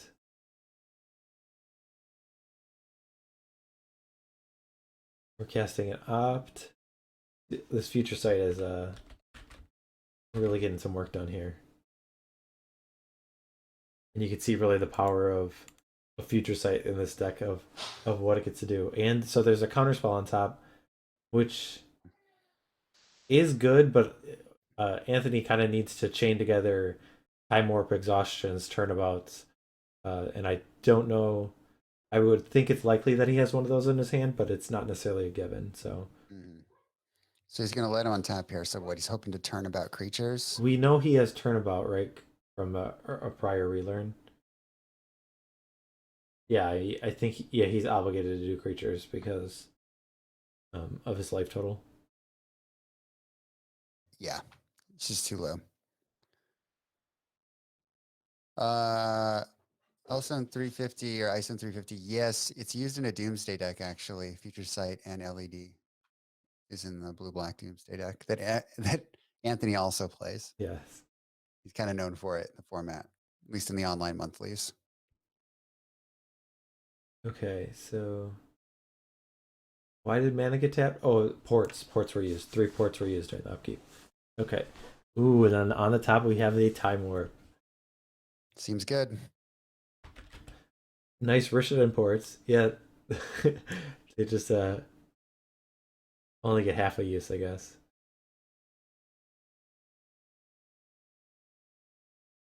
Alright, so there's a Fact or Fiction on the top. So that... Did he not have the mana to cast that turn? I mean, he's got a... No, I think he was maybe 1 short. Okay, how many lands does he have at play? 1, 2, 3, 4. I think he might be doing this with the upkeep. So we have revealed an op. Oh. He's casting it.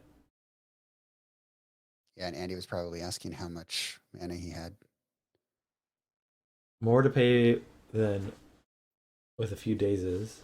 Oh, so with it on the stack, Stack, he's able casting to. the opt. Okay, that's a tight play from Anthony. Not something that I considered. He put the Stroke of Genius in his hand.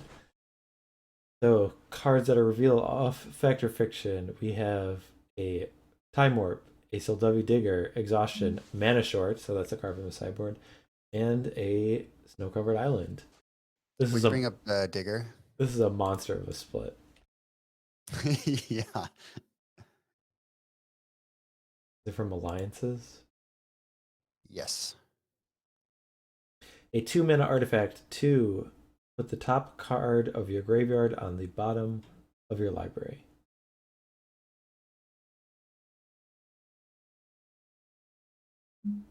I do not know how you split this. I do not know what you take here. I think a lot of it matters on what's Anthony's in Anthony's hand, but yeah, I was gonna say you definitely separate the Digger and the Time Warp, right? I think we kind of know that. Sure. But now he can put. Never mind. Never mind. I don't think you scoop at this point. I mean, I think you also just kind of want to see this deck in action. It's kind of sweet. It's like you kind of like appreciate what your opponent's doing almost in a sense. So Yeah.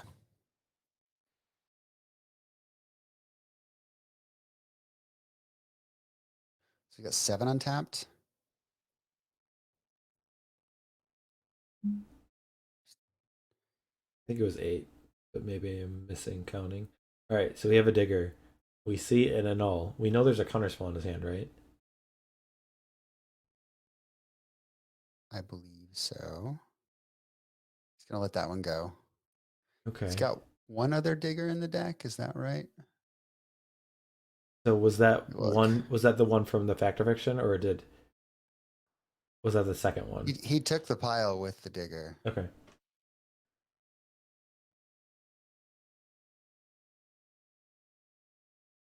So he's turnabouting. Is he untapping his own lands? Yep. Okay. I mean, that's got to be like a good sign for Anthony, right? If he's able to use that. I like how he just stacks them all together. So it's a little bit deceiving. There's more than one island in play. Is he anticipating a Chaos Orb? He's not doing a very good job if he's anticipating a Chaos Orb. But it only touches the top card, right? Depends on what rule set you do. I don't play old school, folks. So Yeah, well, with the old school rules, they errated it to target one card. So you can stack your cards and it doesn't matter. But if you ever play Alpha 40, they play rules as it's written. So if you played Alpha 40 and did that, you'd be able to get all your lands blown up. All right. So turnabout into Fact or Fiction. Is that what happened? yeah. I was bringing up Chaos Orb and I wasn't paying attention. And then did he cast something in response to that? Was there like a opt? It seemed like he did something before. All right. Well, there's an exhaustion, and that's pretty close to a time walk from the spot. I mean, I guess if Andy like draws and plays an island, then he's representing a card like a null. But there we have the Soldavi Digger. So Pretty good spot here. Yeah. He doesn't quite have it yet, but he's really close. yep. It's interesting. It's hard to tell exactly how many cards he has left in his library, but it definitely looks like he's getting down there. I would guess like 15. I'm not sure. I think he's discarding the hand size right now. Yeah. So yeah, this is the deck doing his thing. That's I think if I were Andy right now, I'd put on the "Wake Me Up Before You" combo song by MTG Remy. MTG Remy. Just start playing it. That is a good one. Yeah. I think my favorite out of all of those is the. I think I like the short skits a little bit more than the songs, but there's the one with like the Tolsmere and his brother, how they get named. Have you seen that one? I haven't seen. I don't know if I one, talked no. about that one, but yeah. I'll look it up. there's a and so many of the things is just like the way that one of the characters that Remy plays, like you can tell that he's almost about to like burst out laughing, and just to be like that adds so much to the skit. and the way the way the skit ends to me, it just is like a perfect summation. It's just the perfect. It's a funny joke, and it's kind of like you have to put a piece together. Like you have to kind of. I mean, it's not explicit. Like it doesn't exactly say what it is. You figure it out, and I don't know. To me, that's a little bit more rewarding, even though obviously it's pretty obvious. So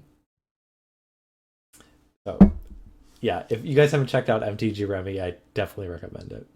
All right, we see a relearn being cast. So this is likely okay. So this is getting turnabouts. What was the second card? I mean, at what point are you just able to get like relearn and time warp? Can't you I just... think he's demonstrating a loop or at least an end game scenario here, and just saying I've pretty much got it at this point. I've got he the is stroke the stroke of to draw genius. the and rest enough of mana. my Okay. library, right? Okay. And then I can just keep casting Turnabout over and over and over and over and over and over again, and then I'm going to stroke you out. Oh, okay. That's fair. Yeah. So I talked about taking infinite turns, but yeah, that's the sequence that actually how he kills people is with turnabout, generating the infinite mana with this old W Digger, and then stroke of genius. All right, we got a game 3, folks. Excellent. Okay, let's quick look at the tabs to get to know the players. We didn't have time to look at these for Phil and Gabe, so we'll go over them. So we asked our players when they started playing Magic, and Ice Age was when Phil started. It seems like a lot of the players, and especially just around pre-modern, have all been in these early sets. So it's pretty impressive of the retention that people have. They start playing Magic when they're young, and they're still playing it 20, 25 years later or whatever. His favorite color in Magic is brown. And so I didn't clarify, but I'm assuming that's referring to artifacts and him not just trying to be sarcastic and not answer the question. I concur. Artifacts are good. They're in pre-modern. They're fair. They're not unfair. Like in vintage, and I know like Phil plays like Legacy a lot, so artifacts are a little bit more powerful there. His favorite pre-modern card is Griffin Canyon, and you can see that in the blue-green Griffin Canyon deck. So Checks out. he made that deck. He said he's played it before pre-modern. He's played it in Legacy, so it's not a big surprise that he loves it in pre-modern. His favorite pre-modern deck is Psychotog. All right, I can get behind the Tog decks. I definitely enjoy playing Psychotog. It isn't quite top tier. I think like Swords of Plowshares and Torment's Crypt keep it in check pretty well. Those cheap cards, but I think if you had Mox Diamonds, you'd play a lot of Growatog. Sure, That's like definitely a Michael deck. Yeah, I do like the decks that aggro control, can be aggressive, also get to draw cards or counter spells. I enjoy that a lot. His least favorite card to play against is Source of Plowshares, which I guess makes sense with in talking about Psychothog. But yeah, Swords is definitely a good card, and especially if you try and get creative with certain decks, which we know Phil definitely can do. Uh, it's kind of frustrating if you're looking to resolve a creature that there's just this consistent 1 mana removal spell that will get rid of your creature. All right, Gabe started playing in 1994 with the set of Fallen Empires. Probably not the best set to get started, but Gabe liked things enough to keep going that he's still playing today, so that's good. His favorite color in Magic is black, which seems like a very common. I know last week there were a lot of blacks and reds, so it seems like we have a lot of dark mages in this group. I asked him his favorite pre-modern card. He said, if I had to answer what my favorite good card would be, it'd be Vindicate. And then his favorite card based on flavor or effect would be Jockle Hops, which is pretty cool because you just got to play that tonight to a victory. So it's always nice when you're able to win with your favorite cards. His favorite pre-modern deck is Dead Guy Ale, which Gabe is known to play and has done pretty well. And he also mentioned Stasis, Ox, Fluctuator, and the Rock. So quite a number of decks that he enjoys. And his least favorite card to play against is Decree of Justice. So let me bring up. He had a few words. So he said, Oh, he's got more. well, this is what he said. Decree of Justice. I've said it before. I would rather lose 100 times to Lackey or Pup or Negator or Nashoba than once to a cycled Decree. So some pretty strong feelings against the Decree of Justice, I guess. A lot of hate for land still from the Farkas. Yeah, I don't know. I feel like Decree of Justice is a cool card. I think it's cool too. Moving on to Andy, he has been playing since Revised. So goodness, I'll have to interrupt this. We'll have to come back as our players are getting started. So we will jump back to our match, so we don't miss any of the action for this game deciding or this match deciding game. We have a turn 2 Cloud of Fairies that is untapping the mana, and he will port an island. I kind of like the cute interaction of just playing Cloud of Fairies and then having Rishid import. Something that I haven't seen in action really, and it's just kind of nice to a nice sequence. Yep, pretty solid. A little bit of pressure, a little bit of prison. 100% pirates. Well, they're just fairies. I know. It sounds better, yeah. Yeah. Don't take this from me.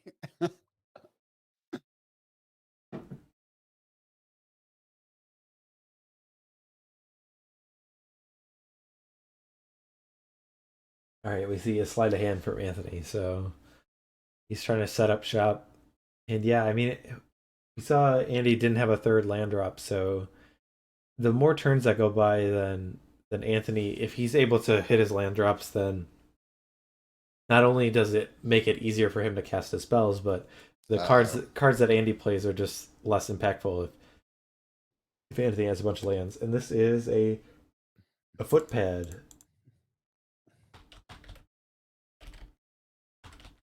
Come to play, so Anthony has no choice but to sacrifice a land.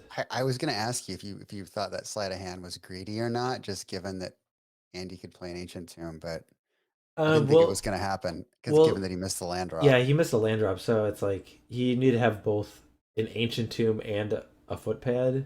So I think it's pretty reasonable not to play around those two sequence of cards. Because you basically just need to draw the Ancient Tomb, because, I mean, you would have played a land otherwise. Right.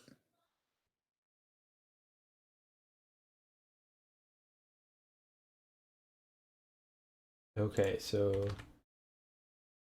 we see some activation of the Ancient Tomb that is going to put a Black Vice into play. So it looks like Andy's willing to take damage from the Ancient Tomb, which makes sense, so he can use his port. Because Anthony's not going to deal any damage to Andy, so his life total, as long as he has 1 life, that's all he needs. Mm-hmm. So Lunil MTG. So for this series, we did a special Brewers challenge where people had to create decks that hadn't made top 8s in the monthlies or won tournaments. So people got pretty creative.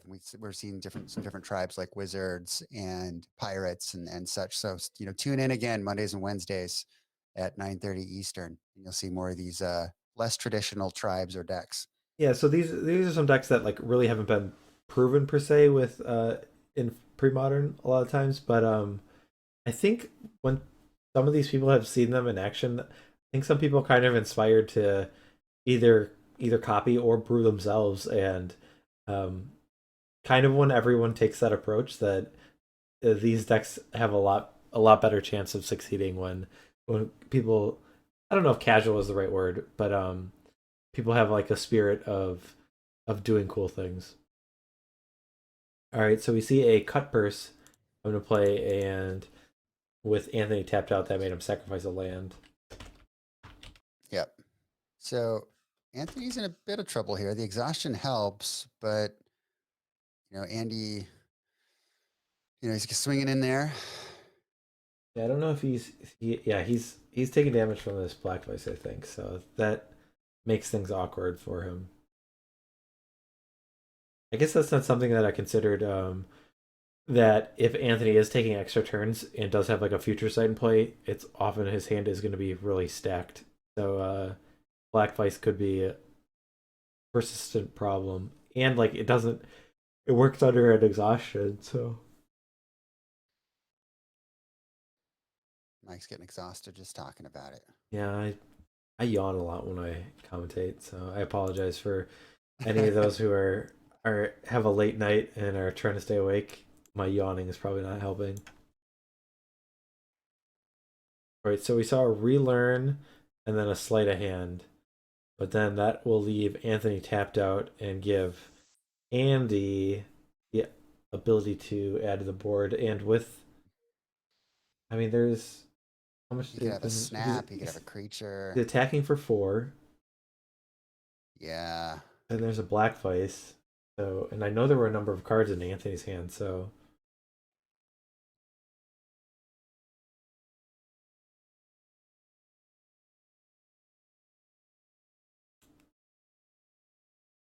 Yikes. yep. Chat's talking about saying that this used to be a deck in Extended and in Legacy. I guess I'm not familiar with that. I know Richard and Cutpurse actually from the format. I think they called it like 3-card Monty, but it was you could build with any cards. Your deck only had 3 cards, and you didn't die from decking, and it's kind of like a puzzle building thing. And one of the decks was Black Lotus, Rishadan Cutpurse, Glow Rider, and so it was like this was maybe 10, 15 years ago. So there's a lot more broken things you can do now. All right, so I'll return to the game. We see a turnabout tap the creatures so that Anthony can stay alive, and then we see another cut purse, which will make Anthony sacrifice a land. Is he taking damage to this black vice? Nope. It looks like the Rishadan port was able to tap a land from Anthony. He didn't have a third mana, a third untap mana, and the exhaustion that was in his hand was not able to be cast. So looks like Pirates is able to take things down in the 3-game set. So let's jump over Indeed. to our players, see if we can listen in to see what they're talking about, how they break down the match.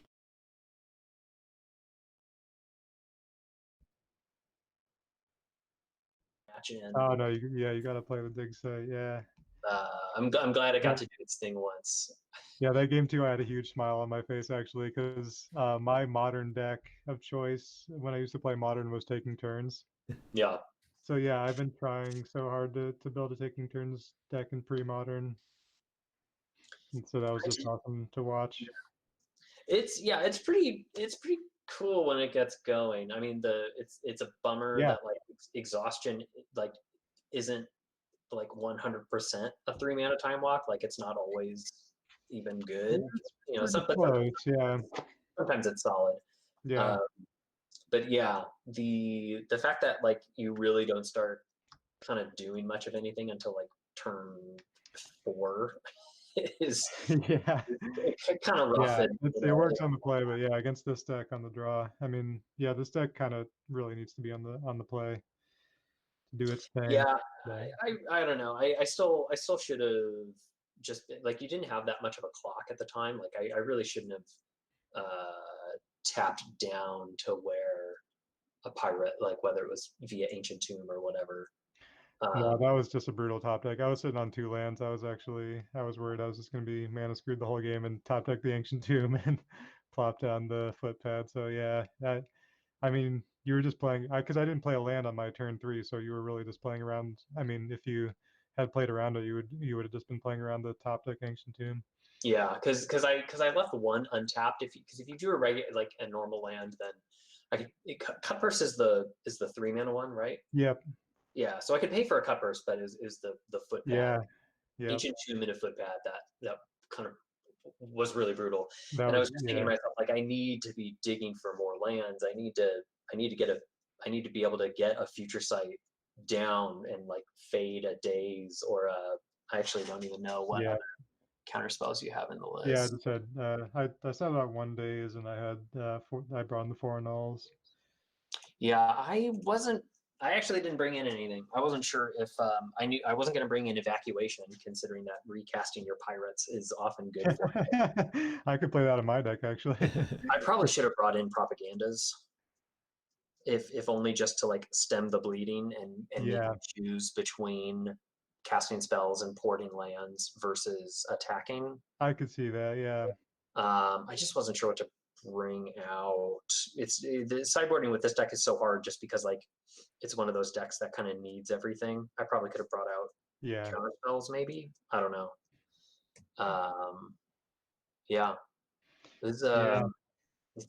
But Pirates, it's such a funny deck because you look at it and you're just like, oh well, all I have to do is just keep mana open, and that plan clearly isn't good. It isn't good. Well, the Ports and Tangle Wires kind of throw a wrench in that, and the Pirates just keep getting bigger every turn too. I am glad that you played Pirates though, because I do feel like at least I had a shot. I don't think Wild Zombies would have. You think you were dead against that? Yeah. I don't know. I was looking at the sideboards and I was like, ooh, because I thought you would probably play Wizards again. Yeah. And I was looking at the Crypts plus the Disenchants plus the Worships I would have to get through. I have 2 Ray of Revelation. Yeah. But yeah, I was definitely hoping to play Slivers against you 2 blue decks. My original plan was to ban Wild Zombies because I was just like, well, game 1 the discard is rough, but if I can just play lands and like top deck a future sight, then I'm off to the races. But then I looked at the sideboard and I'm like, oh man, those Coffin Purges are brutal. Like a single Crypt actually isn't really bad at all, because you either have a Digger out and you can just instant speed save a couple of key cards if things have been sequenced correctly, and as long as you have either the Fairy Conclave in the deck or a single Time Warp or Stroke of Genius, then you're fine. But the Coffin Purges, like the fact that they can get used multiple times, I think Coffin Purge is actually better against this deck than like Tormod's Crypt is. Yeah. Well, that's if I have mana untapped. This is true. Kind of a tall order against the. Yeah, so my original plan was to ban Wild Zombies, but then I was just like, because I thought to myself, well, they'll probably play Slivers. He hasn't gotten to play Slivers yet. The main deck Wax and Wanes is one thing, but whatever. I'm sure it's not too bad. And like I said, I just like played 2 sides of it for a couple of games, and I was just like, this is unwinnable. Slivers is just way too fast. Yeah, it definitely. I pretty much built it to just kind of punish the more dirtily type decks. Yeah, I was surprised by it. Like, and not that I thought it was slow, but it's one thing having the head knowledge of, okay, yeah, every sliver you play makes them better. You have the head knowledge that is a truth. But then you actually play against it and you just see like, oh, suddenly you just have like four 5s on the table, and it's turn 4, and you're crashing in for 12. Yeah. Yeah, it's no, yeah, basically it's like a pretty much just totally straight up fair turn 4 kill undisrupted like most games, yeah. And a little bit of disruption, wastelands and waxwanes. Yeah, main deck Waxwing is awesome. Like I love that it's never dead. You know, like there's so many decks that like play these weird enchantments, and often Oh yeah, Premodern is like the home of just broken enchantments that are legal. Yeah.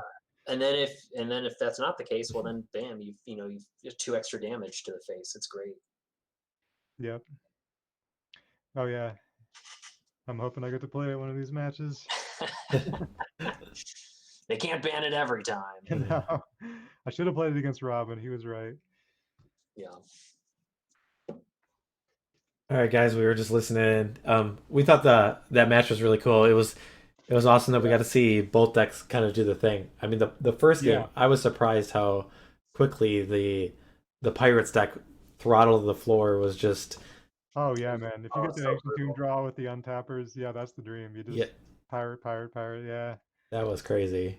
And well, it got deterministic, like it's just like he's got 4 or 5 damage in play, and my deck literally can't do anything without 5 lands in play. Sure. It's just like I am dead. I technically have a couple of turns to draw things, but like the damage is just going to come in too quickly. Yeah. Game 2, I wasn't playing pirates though. I was playing fairies. Yeah. Yeah. And then the second game was sweet. That just you got to do all the cool things, and it's definitely always cool to see those decks that like. I mean, it's a combo deck in some sense, but I'm more like a control deck with a combo finish, and it was really cool to see all the pieces come together and you able to stay them out, because there are a couple spots where I was like a little nervous for you. I think like a key exhaustion got dazed or something, and then you were at a pretty low life total, but you pulled it out. So it definitely felt close. I don't know if you were nervous at any point in that game, in the second game, or if you felt like you had it the whole time. I had to do some math of just being like, oh, I've got another factor fiction that I could play during my upkeep. Like being able to play instants during your upkeep to effectively see more cards is great. But like I'm doing this math of just being like, oh, how much mana am I leaving myself open? I need to be able to cast an exhaustion or a time warp. I'll take my chances and see what it is. I was saying like during the sideboarding that this deck's pretty misbuilt. Like I think it needs like Howling Mines or something, like something you can put down early. It draws you more cards. It lets you really leverage your exhaustions and your time warps. But yeah, like when you're just like, there's sometimes when you're just time warping and you don't even have a future sight out, and you're just spinning your wheels, and it's 5 mana draw a card. So yeah, its fizzle rate is not. Future sight basically is your Howling Mine, right? Like, I mean, that's it basically even better sometimes. So, yeah, but once you hit 11 islands there, I think, and all my ports are tapped out, I was like, all right, if he can't win from here, then I don't know. I don't know what that deck does. So, yeah. It was cool to watch. Yeah, so I know everyone was pretty excited. Just I know the chat was definitely excited in the second game when things are going off. But yeah, I think everyone. Oh my god, I was excited as anybody because like taking turns is totally my jam.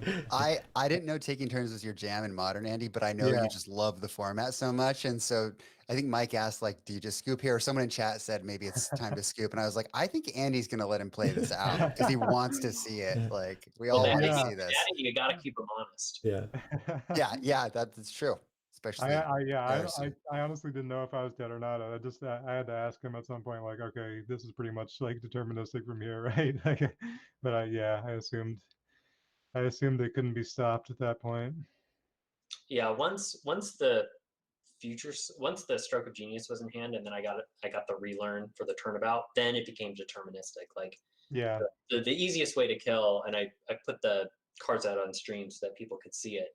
The simplest and cleanest kill is just getting to 0 cards in your library, turnabouting, and then once you have the Digger in the Future Sight, you can generate infinite mana.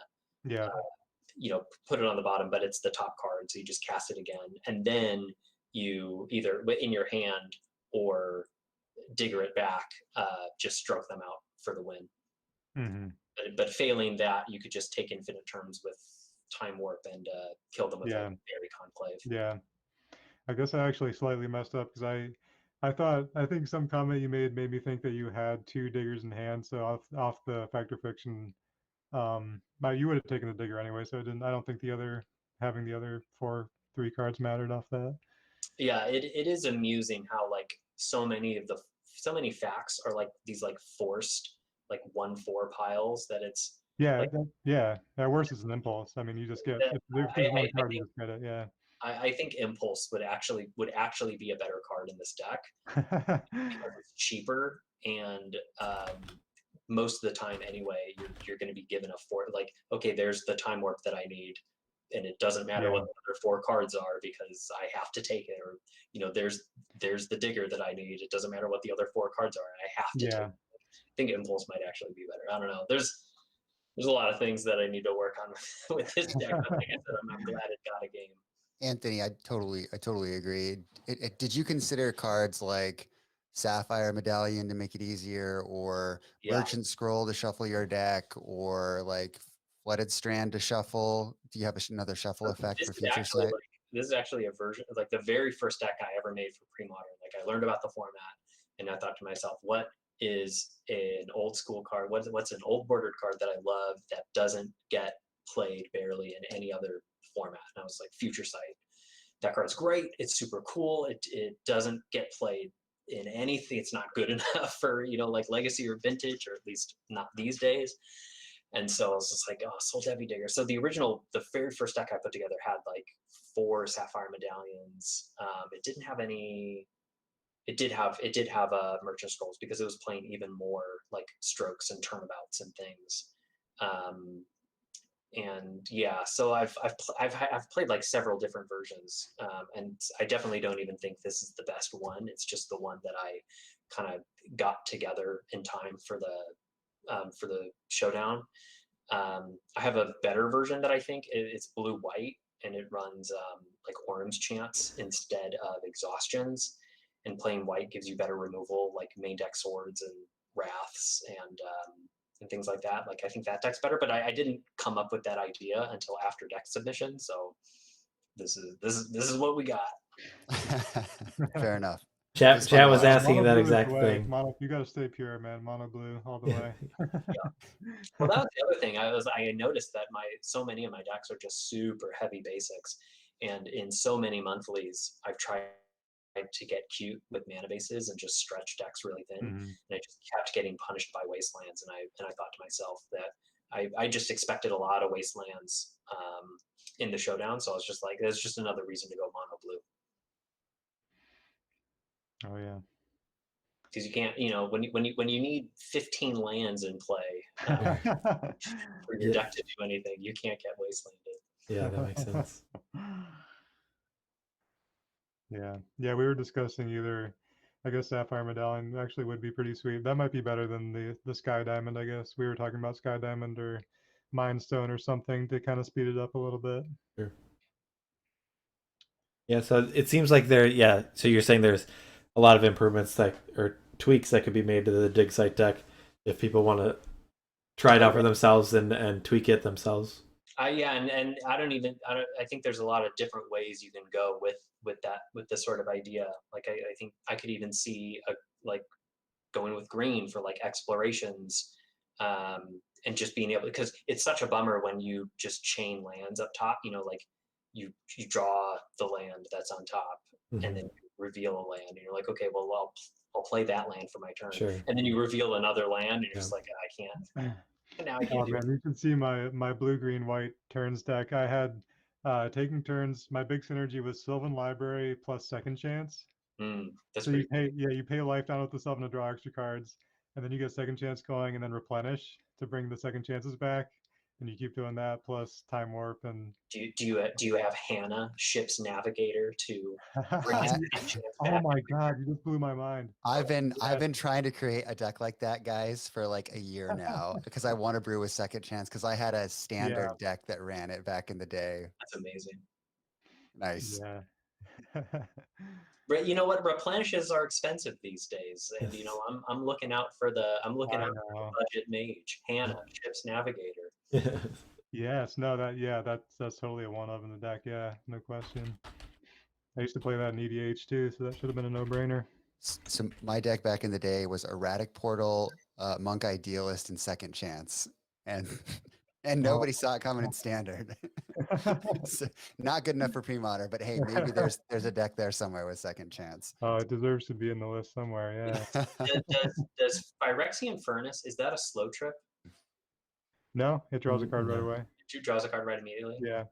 This would be like the Luris bauble of pre-modern Hannah. Ooh. With Phyrexian Furnace. Excellent. Yeah. All right, So many ideas. I call dibs on this deck for the. Yeah, we'll let you play and see how it goes. Awesome. Any other thoughts coming into the match after? I'm so impressed with the Pirates. Just getting Thank you. obliterated in shutout game one. It was just like I went in when I saw him play an island turn one. I was just like, okay, great. I've got a shot. I've got a chance. Maybe I can actually beat this deck. And all I need to do is just keep mana open. And that just sounded so easy to do. Right. Harder than it looks. Yeah, no, it's like, yeah, you kind of have to be on the play, get a good draw, get the Ancient Tomb. The stars kind of have to align, but yeah, when they do, there's not much that can beat it. It's legit. Yep. Cool. All All right. right. It's right. late out there. I'll let Yeah. you guys call it a night. Thanks so much for playing. Andy, good. congrats. Thank you. Anthony, better luck next week. Fingers crossed. Yeah. GG. Yeah, great games, guys. Thanks. Good night. Good night. All right, let's finish up with our get to know the players. We will go back to Andy. So he's been playing since Revised. We finally have a blue mage in the house. So Andy said his favorite color is blue. I mean, it makes sense with the deck that he just played. It was just all blue. So his favorite pre-modern card is Oath of Druids. One of those cards, yeah. It's one of those cards where, like, when I play against it, I just feel like I'm losing. Even though, like, the creatures that you oath up are not that powerful. Yeah, Oath of Druids. It's it's a good one. It's pretty cool. His favorite deck is Oath still. So I guess if you take the blue with the Oath of Druids, put those together, you get Oath still. So I guess there's been a pretty big consistency with in terms of favorite pre-modern card and for favorite pre-modern deck. A lot of times those are both there's some overlap between those two.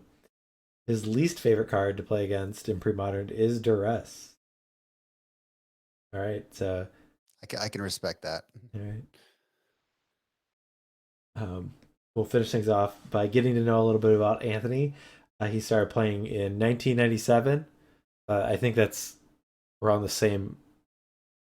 Is 96 Ice Age, so I think it's around pretty much the same time Ice period Age- of all the other players that we've Ice seen. Age was June of 95. Oh, okay, a little earlier than I thought. Okay, his favorite color is blue. So yep, the two blue mages faced off today. Favorite pre-modern card, we talked about this a little bit before.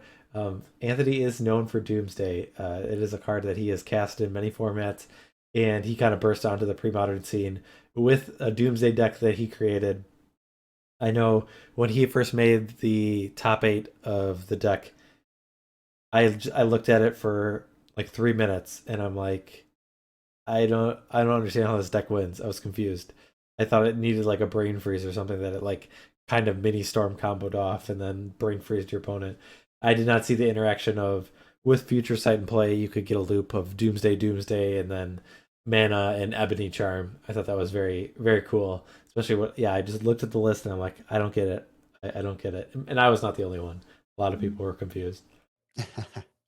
And likewise, his favorite deck is the Doomsday. And I mean, it makes sense when you have success with the deck that you create your own.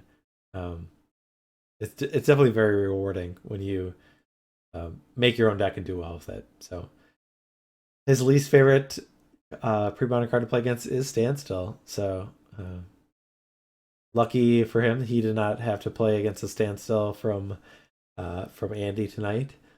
But yeah, that one I can see it is frustrating to play against, where you just kind of feel damned if you do, damned if you don't. So Pretty easy ban there for him then. yeah. All right, that will wrap things up. I have let me go to the schedule. I think I can pull up our upcoming schedule. Just a moment. We can look forward to what we have in store for next week. Here we go. Upcoming schedule. All right. So here we saw tonight Phil against Gabe and then Andy against Anthony. But next week on Monday, we will see Brian Manilakis playing against Gabe Farkas. And then Aaron Dix facing off against Phil Nguyen. So two of the players that you saw tonight will be playing again on Monday. And two players that you didn't see will be facing off against them. So we've got still a lot of Magic in store. We've gotten through the first 3 weeks. I'll get a standings card up just so we can see kind of where the players are at as they race to try and see who can make the top 4 at the end of our 7 weeks to make our playoff. But we've had some good matches. We've seen a pretty good variety of the decks. I mean, there are a number of the players that have played all 3 of their decks already. And so it's been pretty exciting from that sense. And looking forward to just the more permutations of these matchups. And so I'm excited. That's a simple way to put it. Yep. I want to see some slivers next Slivers. week. We haven't seen any slivers yet. That's true. I wanna see some slivers. We have 3 slivers deck, right? So it's Andy, Aaron, and who's our other slivers player? It is Andy, Aaron, and why can't I remember who's got the other? I don't know. So we got all these slivers decks, and we haven't seen them in action. And I hope when we do see it, I hope it's a slivers mirror. That's the thing. Yes, please. Yes, please. That would be the sight to see. So, is there anything else you want to add before we head out? I think the last thing that I would add is, a big thanks again to the players. A big thanks to chat for sticking around. And be sure, if you haven't already, check out our friends of the show. Yep. So we had a great night tonight. Thanks everyone for your support, for the follows, the subscriptions. Thanks for tuning in, being active in chat. We appreciate it. It helps make the show a little more fun. We're loving all the pre-modern that's going on, and we will see you soon. So hope to see you on Monday. Until next time, take care. Bye, everybody.